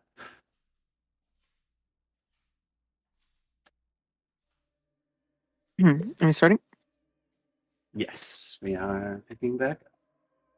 Anyway. Alrighty. No, I think. Grace. Oh, Not, no, not I think with, Aria was gonna do something. Oh. We're about to see the horrors real quick, and then we'll get to you. Yeah, Just start hearing the music. Yes. Alrighty. One moment. The room was empty. It was a vast metallic chamber, akin to a large vault, bathed in icy blue light by something on the far end of the room. Imposing steel pillars flanked the center of the rectangular room, forming almost some sort of walkway up to the thing emitting light. All that was to be heard in the room was the low thrum of the machine and the ever-subtle gurgles of bubbling water. The next moment, two figures stand in the center of the room, the shorter one bleeding heavily from a shoulder wound, the taller woman standing firm with a pleased look of excitement that lingered for but a moment too long. She stares off into the space as slow hisses of laughter begin to dribble from her lips. The shorter woman turns towards the blue light, a smile creasing across her pale skin, and the both of them stare for but a moment too long. They had won. Mira was the first to avert her gaze and speak, wheeling around towards Eden, spattering blood across the floor as she did so. You were incredible out there. I didn't even have to say a word, and you knew exactly how to put the pieces where I wanted them. I think we make a pretty good team. She walked forward, sticking her chin out towards Eden with a smirk. I hate to ruin your carefully made plans, but to me it didn't really seem like you were doing much anyway. Kind of seemed to me like the big snake was just taking a big ol' nap. Well, Eden, in Udach's body, says, the game's been over for some time. I've just been waiting for the remaining turns to play out. Besides, I had a fair deal of entertainment to keep me occupied. I didn't even know it was possible for a man to be rejected by a homunculus. Admittedly, you were rather unexpected, however. Though I never thought someone would be foolish enough to demand my trial in the presence of their enemy. Surely you don't think your king so lowly a creature that they couldn't leave room in a plan for such chaotic circumstances. Eden is fully back in this body, seeming to keep it stable for now. The once emerald green eyes that Udacha had shimmer with the serpent's duller light. You've simply shifted my timeline a bit, made things easier than they already were. Perhaps also you've given me some much-needed clarity. For that, if nothing else, you've earned the right and honor of being my vassal, and too earned my appreciation. Now tell me, why have you returned us to the belly of this beast? I assume it's not on a whim that you bring your king to this hornet's nest. Of course not, silly. My whims are far more exciting than a trip to this awful place. We just needed to pop in real quick to grab this and then be out in a jiff. She spread her arms wide, gesturing to the cool blue light emanating behind her. Eden kind of raised an eyebrow at that, but accepts the scenario. And I see. Very well then. This would behoove me. So pack it up and let us be off already. She turns away from Mira and starts flexing her hands a bit, feeling the blood pump through the veins of Udatra's much stronger body than in the previous vessel. She can feel how it's so different that, unlike with Fates, where she could connect to the psychic sea, Eden right now can only keep this body alive off of their own primeval power and is able to keep control because of it. And says, my newest servant did indeed do well. This is a suitable form for a king. Or perhaps a god. Yes, that is where my true destiny resides after all. Milord, could you please open your palace for a teensy second? You have 100 microseconds to move it. That's all the time I'll open my palace for in this disgusting place. In that And they will do it. in that micro moment that Eden gave Mira, the blue light vanishes, and Eden now can sense it within her palace. Good. I expect nothing less from you from this point forward. Oh, well, I would hope you expected more from me. I am your servant, after all, and that position isn't something anyone can just do. Mira bounced back up next to Eden and rigidly leans against her, almost knocking her from her regal posture. Do not touch me, mongrel. Especially in so casual a manner. As you command, my lord. Mira snidely slides off of Eden. Anyway, I have a secure location in mind where we can take this. We can use it as a base of operations for the time being as well. It's in... well... Oh, you don't have to tell me, silly. I have you harnessed, after all, so that allows me some access to your thoughts if I wished. I'll take us there right away. I do appreciate a human that doesn't force me to deign myself to speak more than is necessary. Though, something feels wrong about calling you fully human. Mia! Charlotte Fontaine shouts from around the corner as she enters the room. Eden is nowhere to be seen. Who are you talking with in here? Was it... Her voice trails off as she glances to the blue light streaming from the back of the room that has appeared yet again. No, I was speaking to my king. See, he's right there. She pointed directly next to her, where Eden had edited herself to be fully undetectable. Charlotte squints her eyes at the empty space for a moment before replying. Your king.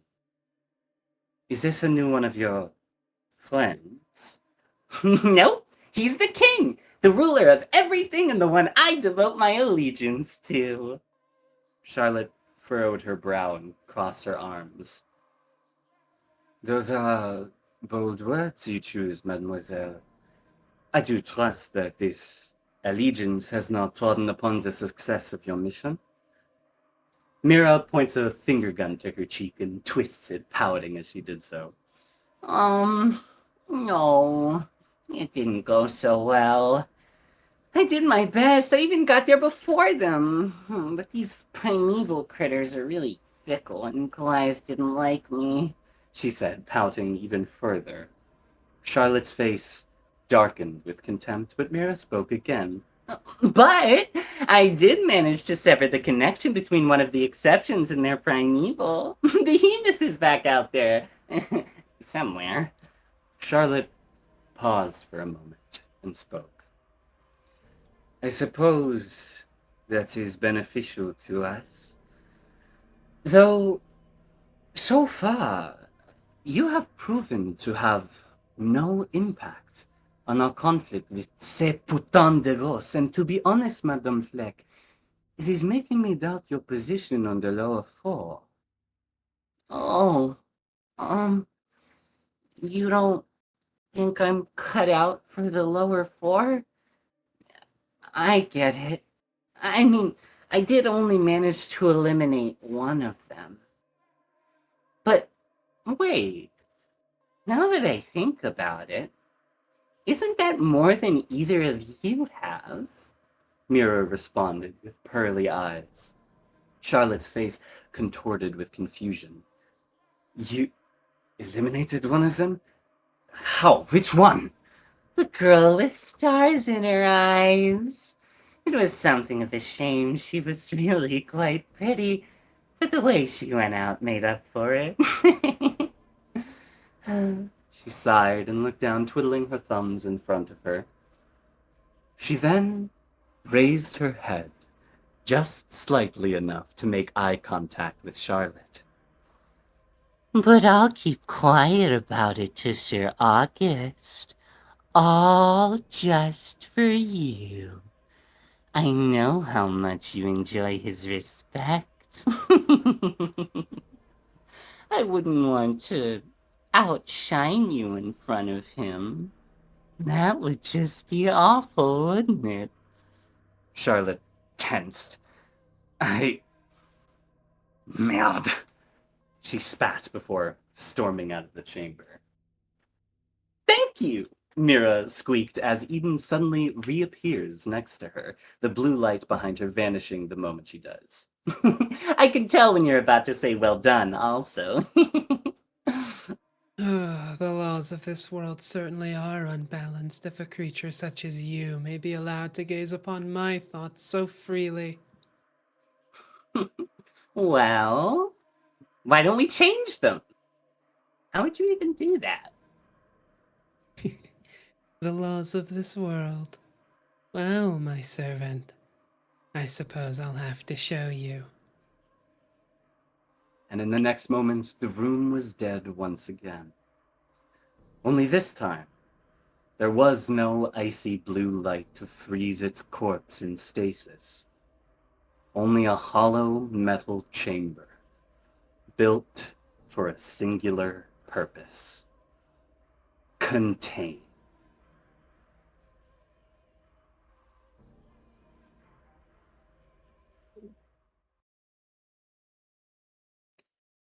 And with that, we return to the present time and present location.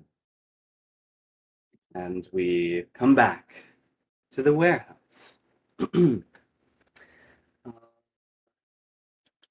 Grace, I believe you had something you wish to do. Yes.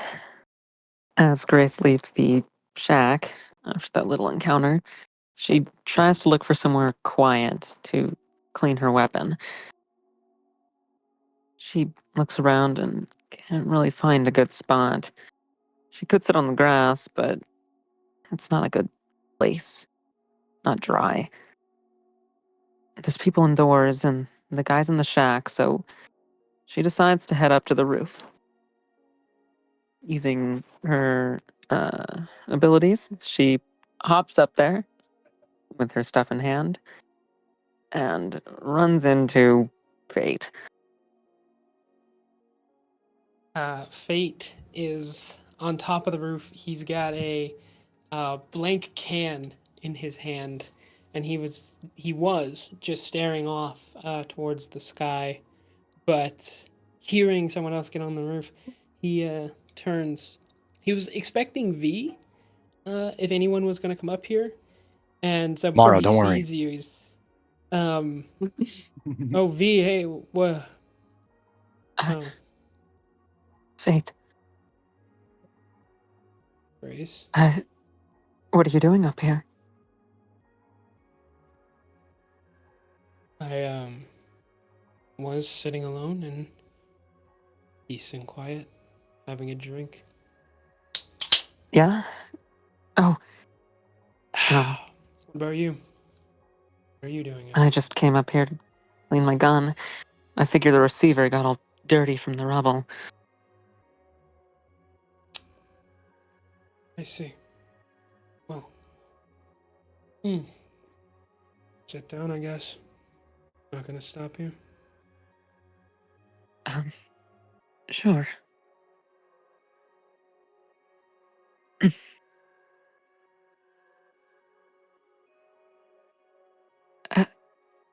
I, you go. You go. No, you Well, go first. I think it'd probably be better. Say what you gotta say. I, I'm, I'm really sorry, Fate. About everything. About what happened to your sister. About what happened to your parents. And about how awful I am. How much I hurt you and how much I've hurt other people. I haven't done a lot of good in my life. Or any at all. And I figured that you, of all people, might, I don't know, want an apology, even if you don't care for one.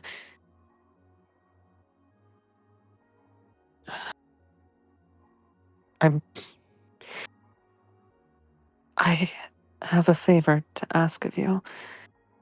If... Would you kill me once this is all over? kill you? Yes. And why is that? Want me to kill you, Grace?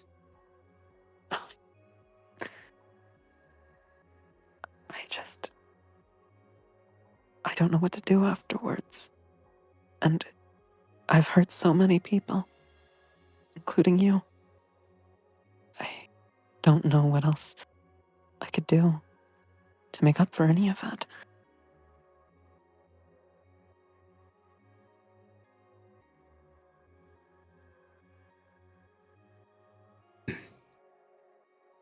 I'll go next. You want me to kill you? Because you're, what, feeling bad now? Because you regret the things that you did? Because you think you're a piece of shit, right? So you can't keep going on with that. You'd rather die. Say sorry for the things that you did, and then have me end it, right? That's what you're asking, because you feel bad, because that's just what people do. You know, I've been thinking about it over and over. I can't think about anything else other than this list that just can't get out of my head. These names of these horrible people. People like Eden, Isamu, Hyperion, you, Mira now. And it just keeps growing. And every time I look around at the world, this thing in my head keeps adding people to it. People I don't know, but that have it coming. People like you that have it coming. And I think about it. How I don't want to kill anyone. I don't want to kill you. But it's all I got. And when I do, when this is all over and I take your head off and I take Hyperion's and Eden and Mira and everyone's dead, then what? I'm not gonna die, Grace. Not like normal. I'm gonna end up like my mom, walking around this world with so many thoughts in my head of all the things that have happened until they all just blend together, except all I have ever had is this, is the torture Eden put me through. It's through the first person I ever called my friend Hyperion, just murdering people hours after. It's you shooting down the place where my parents live for a good cause, right?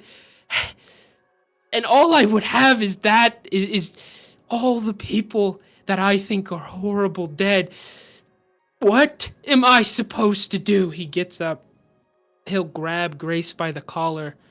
What do I do? When it's sins like Isamu or Eden, it's so easy. People that gave up on anything that made them human. That's one thing, but what do I do with people that feel sorry, Grace, and they mean it? They want to die for it. What do I do with that? What do I do with a horrible human being like you? I'm not a human being, Fate. I just want to give you an out to kill someone like me. You don't have to kill any other human beings. Just kill me because I'm not one.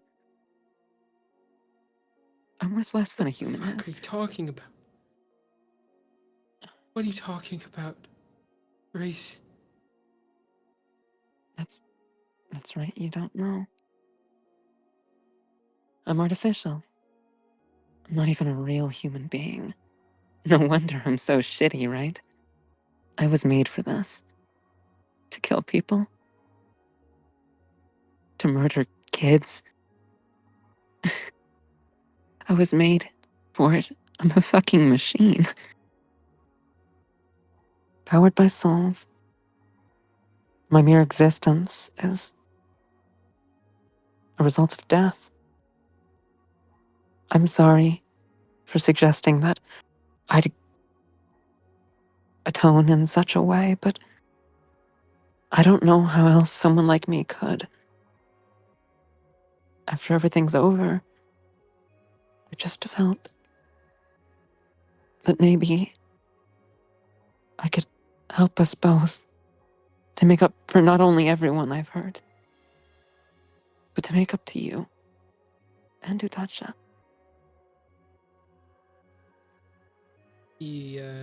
He's let her go by this point, for sure.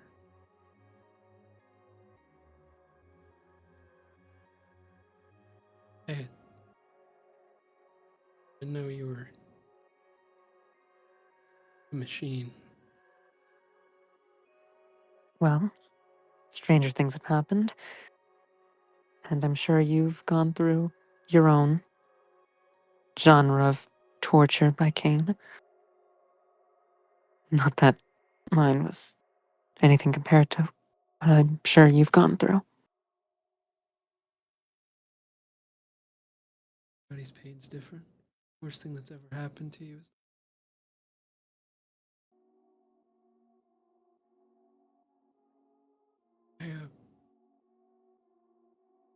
I, I guess there's no point in telling you that you shouldn't feel sorry. Made the way you are, it's not going to change how you feel.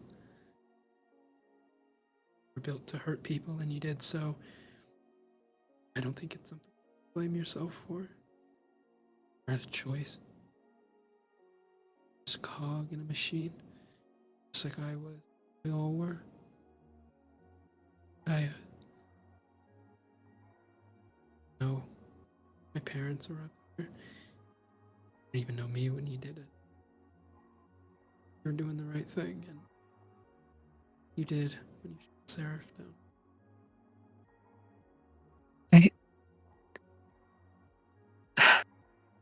When Kate When told me to you- shoot down Seraph, I thought that I was doing the right thing. I wanted to impress her and to do good for once. I didn't know it would hurt you. I figured that I could just kill a few more. Even maybe 100 on the station. And Kate told me that would it be was it. for a good cause.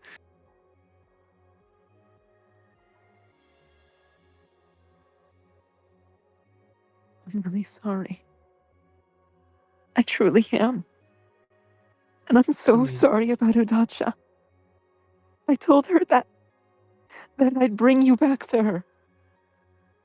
I smiled at her and heard her voice and the excitement whenever she would talk about you, and I wanted to reunite you two so badly, even if you wanted me dead. Even if at that moment that you two saw each other again, you wanted to kill me. I just wanted to make up for it in any way I could. So sorry. And that's enough. That's enough to make up for it. The fact that you tried is better than I did. You trying to reunite us was I ran away. Justice, and then I and I know there's no point in telling you not to feel sorry, so instead I'll tell you that I forgive you. If that brings you any consolation, I forgive you for anything that you feel that you did to me. I didn't know, and I don't want to kill you, Grace.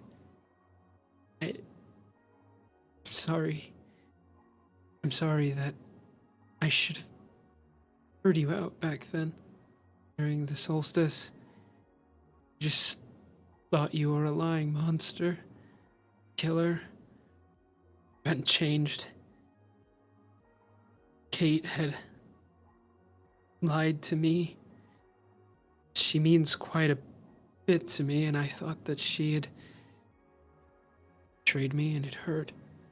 I thought you in on it as well. don't know what else to tell you. I want to do good. Fine. You're fine. He'll stand back up and hug her. It's okay. It's gonna be alright. You're not a cog anymore. No one's telling you what to do. You're making your own choices. You're making the choices, and you have the desires for things like to reunite a lost sister with her brother, to bring a family back together. That's your choice. You want to save the world. Feel bad about the things that you were made to do. You didn't do those things, Grace. They happened to you. I'm sorry for not seeing that sooner.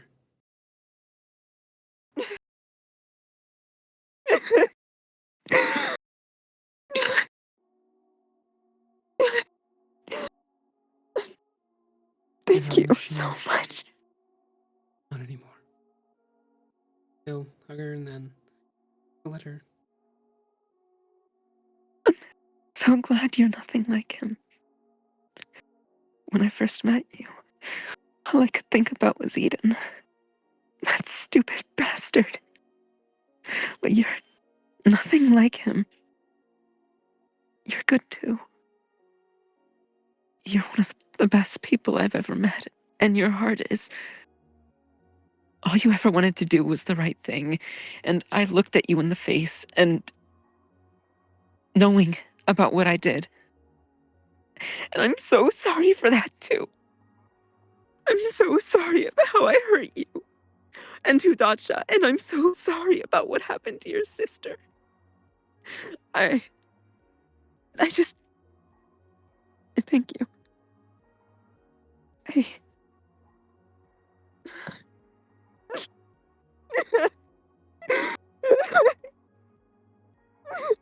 Yeah. Sit down with me, Grace. Sit down. Okay. This then, I guess, is a new start for both of us. I have one less name on my list. 2 off the list today. It's pretty good. And you, for all the guilt you're carrying, what you did to me, you're forgiven. And for everyone else, you have to carry that. It's the only thing you can do. I'm not gonna kill you. Not even when this is all over. Find some way to atone. Your choice. Bring your sister back to me. I promise. I'll do everything in my power, just like how I brought you back to her. You'll see your Yeah. sister again. I'll make sure of it. Yeah. You don't have to do it alone, Fate. I'll be your lieutenant again. Or even just your partner. He just kind I of felt so stares at her. That uncertain like caught him planted. Oh. about even if we'll be able to win. But with you, everyone else, Hyperion, I'll make sure we do. You have my word. And I'll cheers to that. He takes a sip and he looks out at the scene before him. He's thinking. With her saying lieutenant and partner again, it's making him think of the past, and this reminds me of the conversation we had during the solstice on top of the warehouse. You know, I remember before too. everything so bad. I would have thought we would have ended up here, huh? Trading skyscrapers for trees. Trading skyscrapers for trees. Take a drink and watch. Fate, Let's watch this guy. as you say that, you feel the wellspring of Draconim's power inside you that you're able to draw upon. You feel it weaken. You feel you're able to access Ow. less of it, and alongside of it, you feel you feel a tinge of annoyance. You've dampened my hatred. You witch my power. Kill her immediately. I take it all back. Anything for the power. Yeah, I think we can end that conversation there. They're up on the roof. Yeah. Alrighty. Pretty quickly. Some time passes.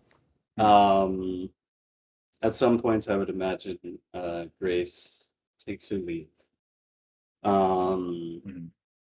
And a short time later, Will, you scan for Fate, and so the way that this happens is that Fate's just sitting, and then he looks and then he senses something, and he looks to the right, and he just sees Will's head like popping out of the ceiling.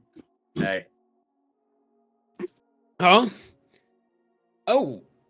Hey. And he starts flying out of the roof.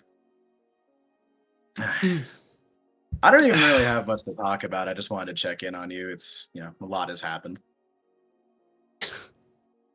Yeah, that's one way to put it. But how are you doing? Interesting. Interesting situation. I thought to talk to Hyperion for a bit. And how'd that go? Would you believe me if I said it went well? Oh, the last thing that I saw of you two was you destroying his skull with your skull. So that. Yeah. I just had a good conversation with Grace. So. Stranger things. See, that's what I'm saying. Yeah.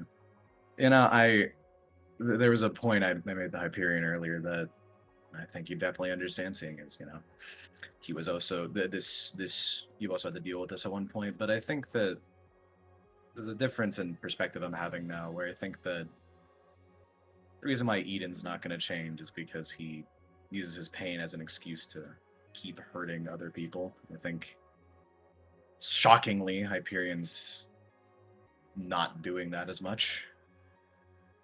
Yeah. So, surprisingly, I think I'm having not a change of heart, but change of something. I don't know.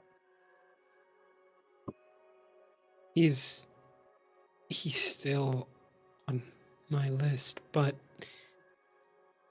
I don't know. After talking with Grace, there's still that part of me that just wants to rip him apart, but there's something that asks, what is the point in that? I don't know. Yeah. Man who wants to change, who regrets everything he did. Yeah. Why do they have to have feelings? It'd be so much easier if they were just monsters like the sun needed. What I'm saying, man, they should just be if they would transform, be a monster, it'd be so much easier. See, this is why I missed you. This is why I missed you. You were very funny. Yeah, I miss these talks. Yeah, it was honestly, it was kind of shitty. So and then Will's kind of had like his hand like phasing, like his palm phasing to the ground a little bit, and he's like, actually, one quick thing. I came here to give you this though, and he pulls up Udacha's guitar. Before we left, I grabbed this, and I didn't really know what else to do with it for right now. I sort of already have a katana, I guess. Whatever. And point is, here, and he like hands it over to Fade. Shit, he'll take it. He looks at he looks it over. There's a little detail carved onto the axe. Is the word Baldar, and Udacha, I heard you. No. He looks at this. That was the name of our first dog. That's weird. Should put that on there. It was the one thing that... Well, you got it back. And Ah. standing next to the two of you is Evan, suddenly. Hey, what's up, bro? And he like goes Oh in for like a hug. shit! Oh yeah, we sort of like both of them are looking down at Fate. Yeah, we made up, I guess. Yeah. That's good. You're your daughter's brother, right? Yeah. Yeah. Did I, you two know each other when you were in under heaven? We were close. We've been close even before under heaven. If you'd like, it would be nice to swap stories about her between the three of us. I'd love to, yeah. Oh, actually, Fate, I have a question. Has she ever brought up the metaphor of like leading a donkey to the ocean to you before? I was curious. Yeah. When we were kids, she got confused about leading a horse to water. See, that's but what I didn't said. understand it either because I was also just learning English at the time, and we came to the consensus that a donkey must have been going to the ocean. Yeah. Yeah, it was I kind had of just funny. assumed she wanted to see how a donkey swam. That would make sense. She would think that. You know, it's I funny. want a drink. Fuck! I could go for it. Evan right now. sits down. Draconum only makes pure ethanol, though, so. Jesus Christ! Well, it's probably not going to do much more damage to my body than I already have, but you know. I'm immune. So it doesn't do anything I to wonder me. if sound can get rid of me getting drunk. Let's figure this out. And he grabs his fucking grabs a kid. Yes. Yeah. If there's nothing else important to thing. discuss, the Wait, three. one quick thing. Mhm. And he says to Fate, by the way, Fate, I would like to mention, I'd like it if you didn't refer to me as V for now. Right.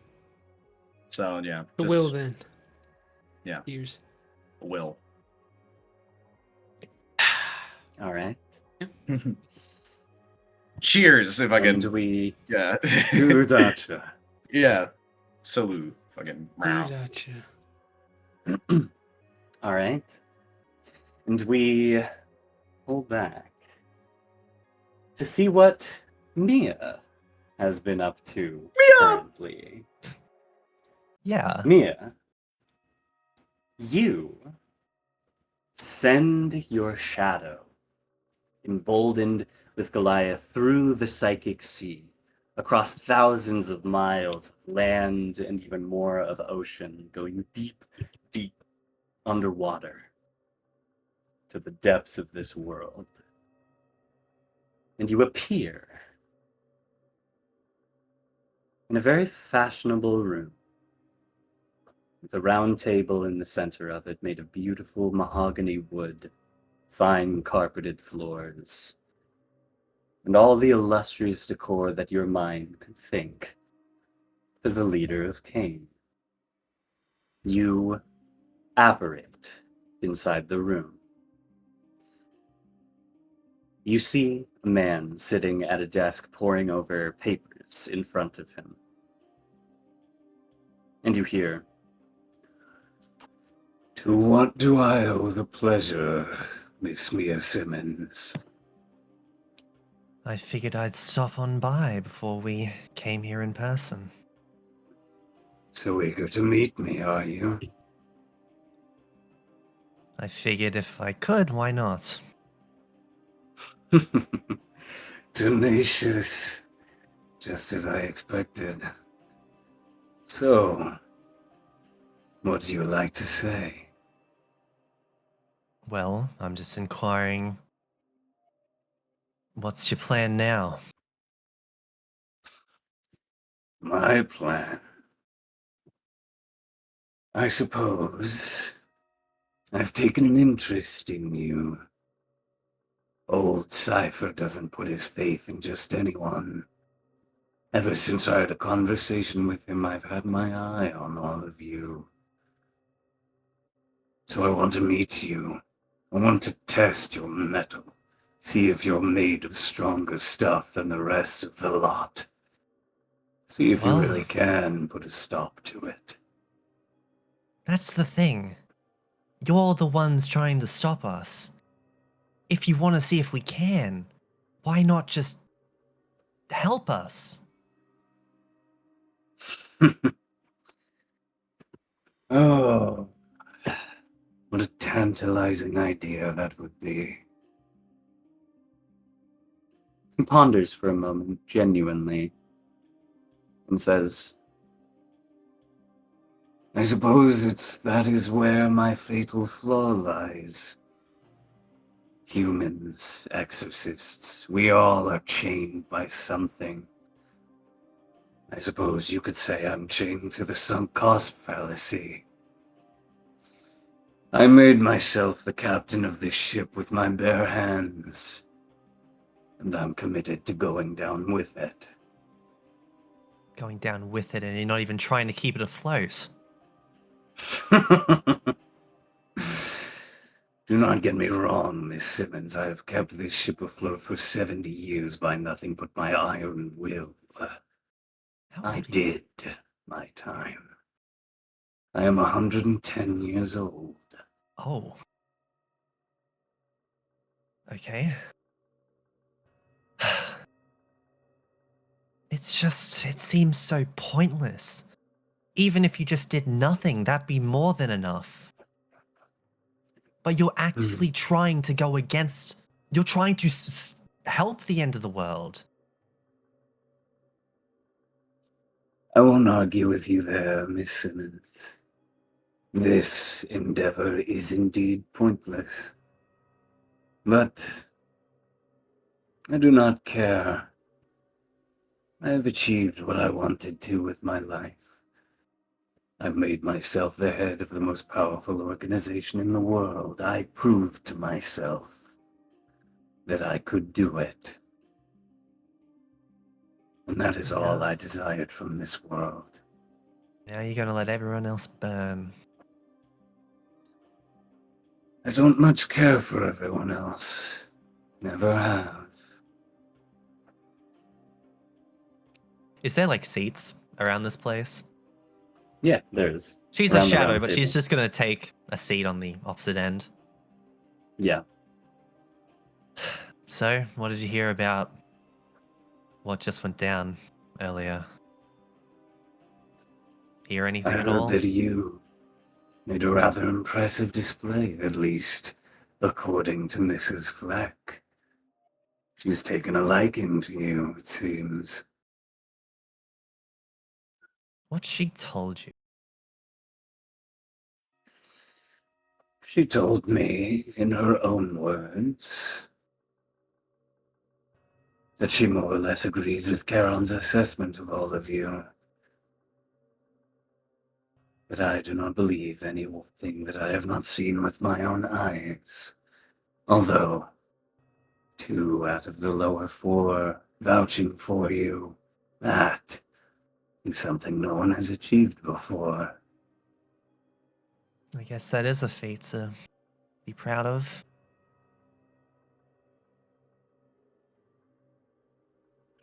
What is she told about what happened? Well, she told me that she was not suited for Goliath, and that you were far better for the creature. She spoke at length about how much she enjoyed the ensuing battle afterwards, and I am impressed at her ability to eliminate one of you. Though I would put it together by now that seeing as Ouroboros no longer resides within Hyperion Hollingsworth, that the inevitable has come for her, and she has gone her separate way from CAIN. Yep, I figured as much, and I'm glad you're smart enough to see that. She's going to be a thorn in probably both of our sides now. She has the serpent.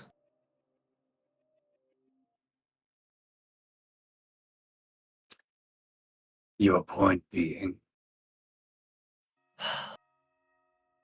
Okay, let's just not even bother with that. I can tell that's going nowhere. So, how's this gonna work? We come here, we fight you, we get Leviathan. What's the plan here? What's the time frame looking like? He leans back and says, Well, I would hope that you would join me 2 weeks from now, a little less. And yes, we would do battle in the skies above the ocean. But, Miss Simmons, do not give up on yourself so quickly. What do you propose about Mira being a thorn in my side? She doesn't care about anything else. Doesn't matter who you are or what you were. She's what, like the jester to this corrupted king that is Eden. She cares about her own entertainment and nothing more. This is true. And Eden isn't on anyone's side. He's not on your side and he's not on ours. He's a third party that's going to get in our way at some point or another, including yours.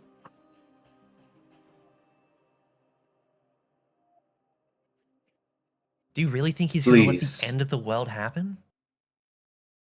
No, I do not. Please stop dancing around it and make your proposal. Help us. Or just... We have the right to try, and you're actively stopping that for no reason beyond you being, I don't know, giving up because you're 110 and you've lived your life. I'm 20 years old today. Why don't I get that luxury?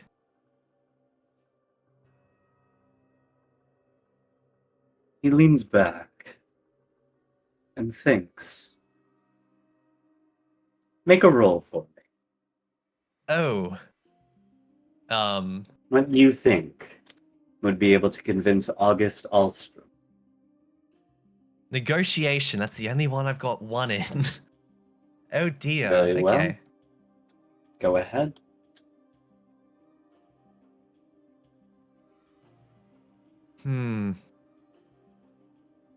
I'm gonna spend a psych burst to get an extra dice on this because you can do that. All right, for sure. That's a success. A4. A 4. Uh, He nods and ponders.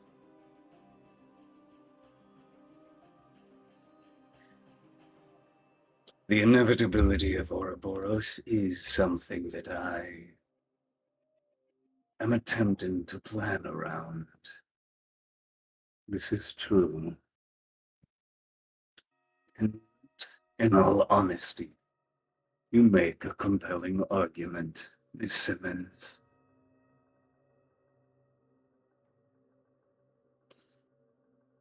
I will not put an end to the conflict between us. The battle between CAIN and the exceptions will continue, and we will fight to the death.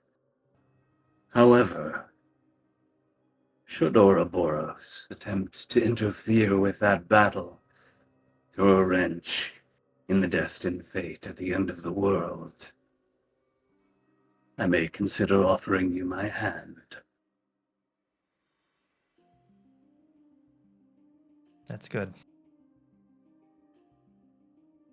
Thank you.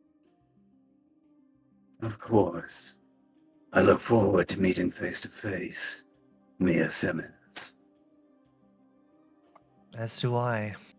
Do you have any words for the rest of us when I report back? You all have done excellent thus far. I do hope that you prove yourself to me. We will. And then she zips out. Very well. Charlotte immediately enters the room.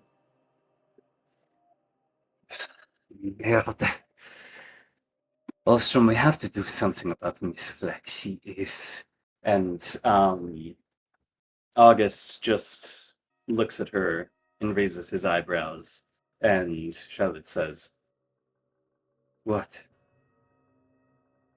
Take a seat, Miss Fontaine. Things are changing under your nose, and I would wish to discuss them with you, as you and I are the only captains left on this sinking ship. she walks over and takes a seat. But we pull away. Enough falling behind. Ever since Draconim had awakened the primevals during the summer solstice, Atomsphere had been pushed behind again and again and again, constantly outranked and outperformed by the lower four, despite none of them, save maybe Alstrom, able to match his intellect. It was humiliating. Atomsphere had given up his life, family, and desires to attain the view from which he now beholds CAIN. A once glorious, perfect machine, now reduced to a sputtering mess of cogs and gears, one by one slowly turning defective. The machine was doomed. He had guessed as much witnessing the events after the solstice. The fact that no efforts had been made to research these Harbinger attacks and the subsequent appearances of the Witness, combined with the mad dash to gather the power of the primevals, left little room for his interpretation. The world would indeed end, beckoned to its final hour by CAIN's very hand. For what purpose he could not venture a guess, but for how enigmatic the upper four were, he surmised this was most likely the plan all along. So be it. If the world were to burn, he did not throw his life away to watch someone else strike the match. Atomsphere sat up from his desk, scanning the reports that Justice had given him one more time. The two cards he had left to play. The location of Leviathan's seal, and of the exceptions. He breathed deep, hands clasped in front of his face as he stared off blankly for a moment. He would not let these cretins overshadow him for any longer. Contact 06. The wall behind him illuminated as the connection went through, two silhouetted figures appearing titled 06 and 07. Dr. Atomsphere, this correspondence directly violates Authority Secrecy Protocol. What is the meaning of this?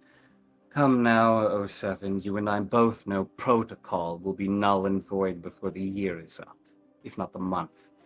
What is 07 doing with you anyways, 06? Dr. Atomsphere, even if the future may not matter to you now, you still reside within the present. That is no way to speak to an 08 council member. 07 and I were in the middle of a discussion before you connected, so please, enlighten us as to the nature of your correspondence to no longer appear a fool. A soft grunt of annoyance stems from 07's connection. Do you know where the exceptions are? I take it you do, Doctor. I would ask you to do better than to waste our time posing a question you know the answer to. Atomsphere bit his tongue. Such genius, but for what? Very well. I shall cut straight to my point. I possess both the location of the exceptions as well as the location of Leviathan's seal. Now, I question why the self-proclaimed smartest man in the world has not beaten me to the punch on the former, as to why the shrewdest woman in all of CAIN did not manage to kill a single one of them with the power of her primeval at her fingertips, I also question. Silence yourself, Atomsphere! I'll remind you, they slipped through your fingers just as much as mine, even with your pet. That is enough, Dr. Fontaine. Silence, followed by a quiet, reluctant acknowledgement. Unlike you, 07, I know how these children think. I know how they act, each one of their motivations, fears, what they will and will not break their morals for. And lest we not forget, it was I who placed Eden among them, a seed now turned tree that is soon to bear its fruit. I half raised your greatest enemies, Alstrom, and I know how to tear them apart as well. Better than even the rat that slipped under your nose all this time. Go on. Give me Leviathan, Alstrom. With its power, I will raise them to the ground and complete the job that the most powerful exorcist in the world could not. And you believe a non-exorcist such as yourself could take on such a burden? On my pride as a scientist, I know my inventions can make this body withstand it. With the Leviathan's power, I shall kill all of them, save for Hyperion Hollingsworth. My job is not yet finished with that boy. Hollingsworth. The name burned in his mind as he thought it. His greatest failure. He would make that brat pay. There was a moment of tense silence before the low voice of August Alstrom spoke again.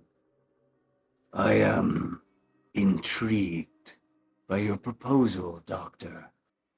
Your track record and mind give credence to your resolved. I accept this, Dr. Atomsphere. Meet me 1,000 feet above sea level at the designated location and time. There, I expect to see the apex of your ambition. Atomsphere sat stunned for a moment before composing himself. Orders received, Alstrom. I shall be there. Thank you for listening to my proposal. The connection was terminated. Atomsphere sat back and sighed before laughing. He had done it. He had finally achieved the recognition of the lead of CAIN, finally soared to the heights he was destined for. I beat you! I beat you, Dr. Alistair! I've risen higher than you ever did, and I will send each and every one of your precious children to rot in hell alongside you.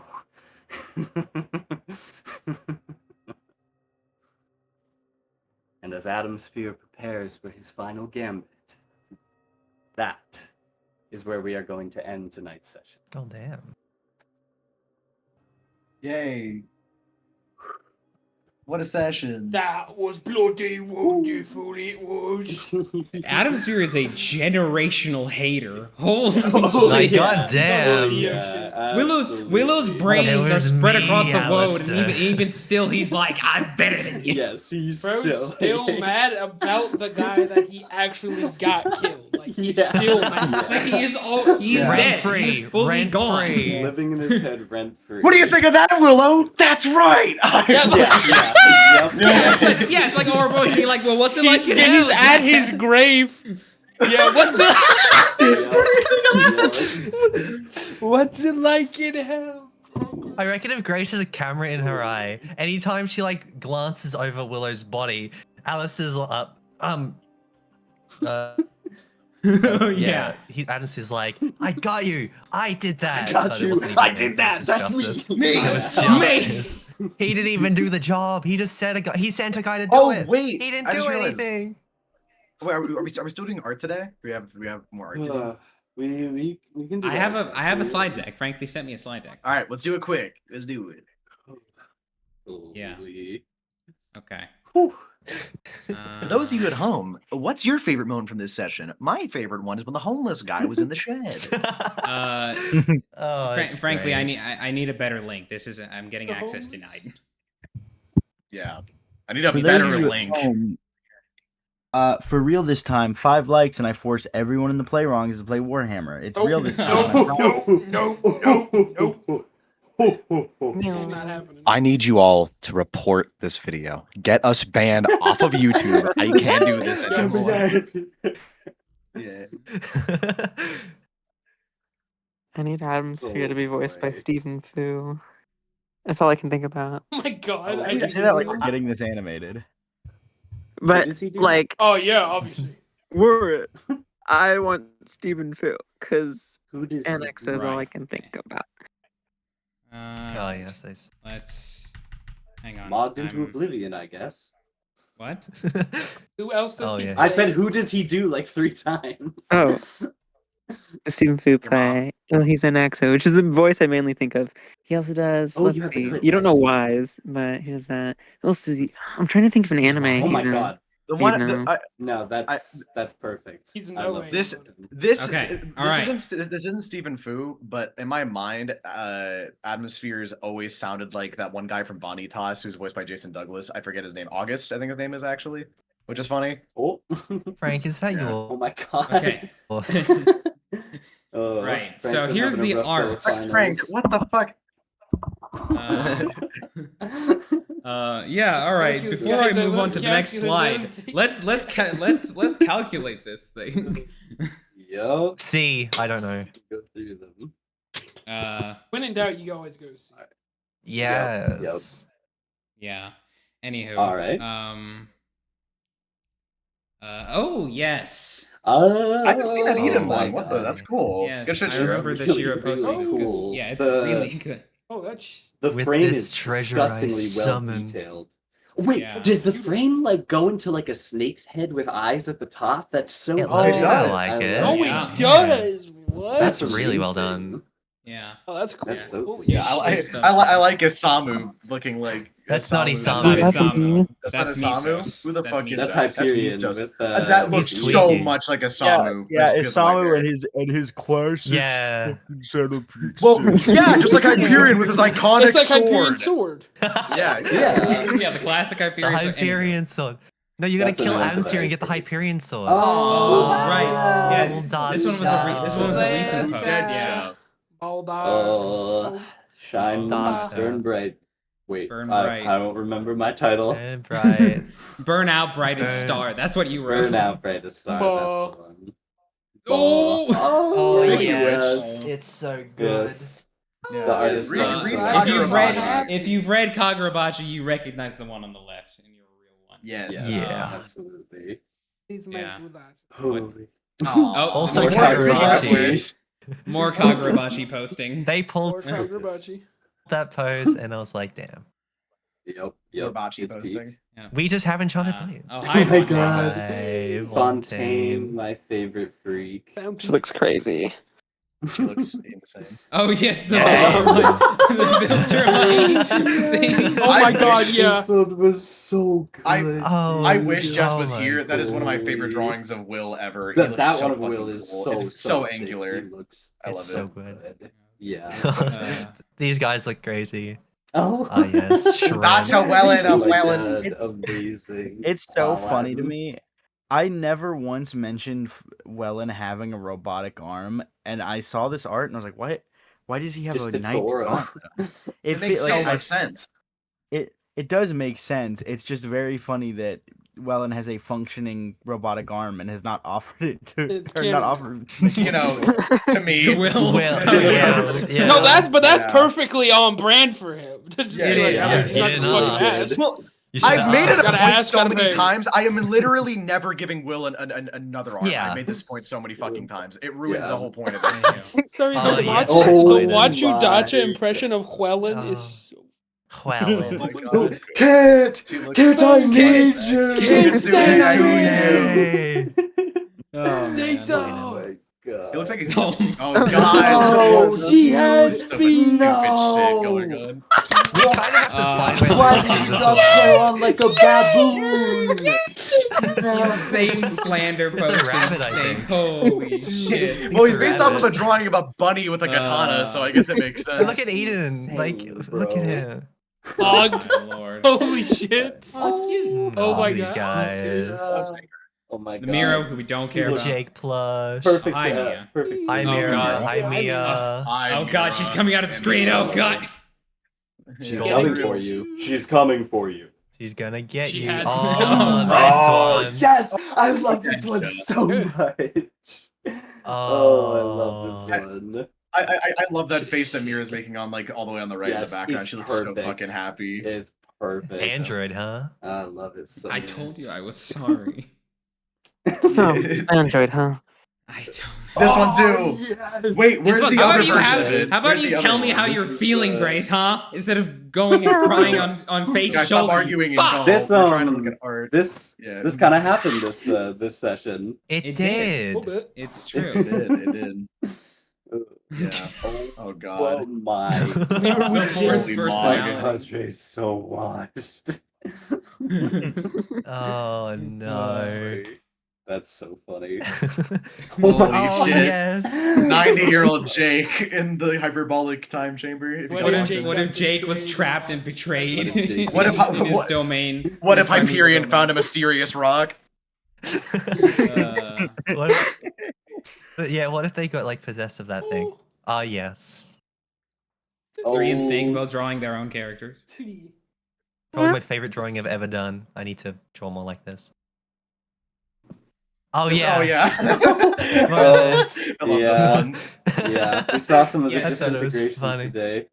Yeah, that Mia. She kind of has just the has same that power, powers those as powers. Shigaraki from My worst. Hero Academia I- and Yep. Yep. Yep. Rie Sorcerer Kagurabachi. Soga. Rie Kagurabachi. Yeah, yeah. I would love to see a conversation between these three. It is such a funny idea in my head. Oh God. That's amazing. Aw. Happy Oh. Mother's Day. Aw. I doodled Oh, this one yes, so quick happy because I had That to was the leave. Mother's Day. but- Oh, that one's really sweet. Look at these guys.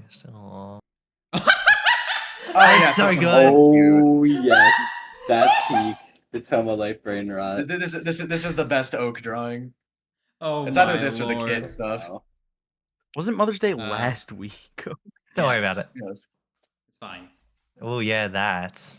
I wonder what that's That's about. the contraption. Ah. Oh yes, that's the only bit of Mira backstory you are ever going to get. It's the only little bit that I would hint. And to. what it was That's titled as well. Oh yeah. What did what was it titled? It was like the I was- merry-go-round, right? Moving on. Oh yeah. It was merry-go-round. Yeah. What is Aw, the thought poor process Mira here? art. There's- Oh yeah, that's not Jake in the bottom right. That's Mira. Yeah.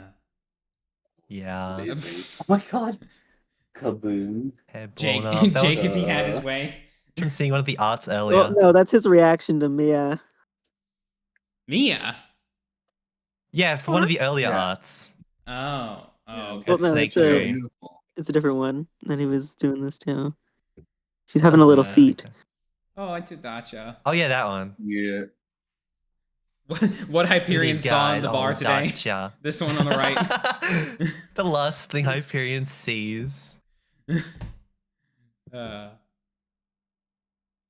Oh yes, Hi, the Hyperion gang. and Wellan. I'm trying to make him Anytime I look a see little art of older and more Welan tired than everyone else post- usually draws him. Anytime I see Art of Welan, like to someone I haven't actively told his like little wispy black part of his face to, it always feels like that one scene in Rapunzel when fucking the main love interest, I forget his name, it's like they can never always get the get my nose nose wrong. right. Flynn. Yeah, yeah. It's like Dacha. Yeah. Well, Dacha. Dacha and Some Welan. gotcha art. Welan. Working on manga bullshit, so this is like a practice thing. Oh, yep, more Oh yeah, that. Yes. Or dude, I'll talk about after the slideshow. I do have to talk about Mia though. POV, you're just It's trying to use your no. primeval. Yeah. This fucking Oh yes. shit. I love Eden's face. Red goose got me loose. No. Oh, he's so mad. Oh my god. He's so like mad. Welan. Oh. Oh, Oh, yes. Poor Dacha art Love these. Yeah. before she Yes. blew up and fucking Bro, died. when Yup. Nova started speaking as Eden, I genuinely like No, I- you're like, yeah, I don't know. I we just didn't see it noticed. coming. I thought that it was just gonna be a conversation that Aria was gonna have with herself. I don't know why. Tee-hee. Oh, yeah, these were yes. drawn These during both just session. got, Oh yeah, drawn today. Yeah, During these were session. today. Yes. Yes. Yeah, on the right. This Love is it. yeah. Love it. Yeah. Yeah. At least the Will Hyperion conversation went well. The stuff afterwards The made me power kill of myself. love. No, That like was very fucking glad. Yes. Aw. To their Yaoi situation. That's so real. Oh, Yes. wow. Congrats Boy. to them. Yes. Yeah. And that is And the with end that- of the slideshow. Yeah. That's the end of with the the that, slideshow yes. for this session of Yes. Operation Goliath. Yes. Yeah. Yeah. Thank you, It happened. everybody. It happened. We had a So- reasonable length for a slideshow. Yeah, did. Yes. it's true. We did. We actually, what's it been like 2 weeks since the last one? Yeah, Usually 2 weeks. Yeah, it's yeah. something like that. Anywho, Hasn't been super long. Alrighty. Yes. Thank you everybody so much for watching. We always appreciate you tuning in whenever these drop. And we'll be back whenever we're back. And we will see you later down the river Styx. Bye-bye. That's it. bye. Bye-bye. If there's no headshot progression next episode, I'm killing myself.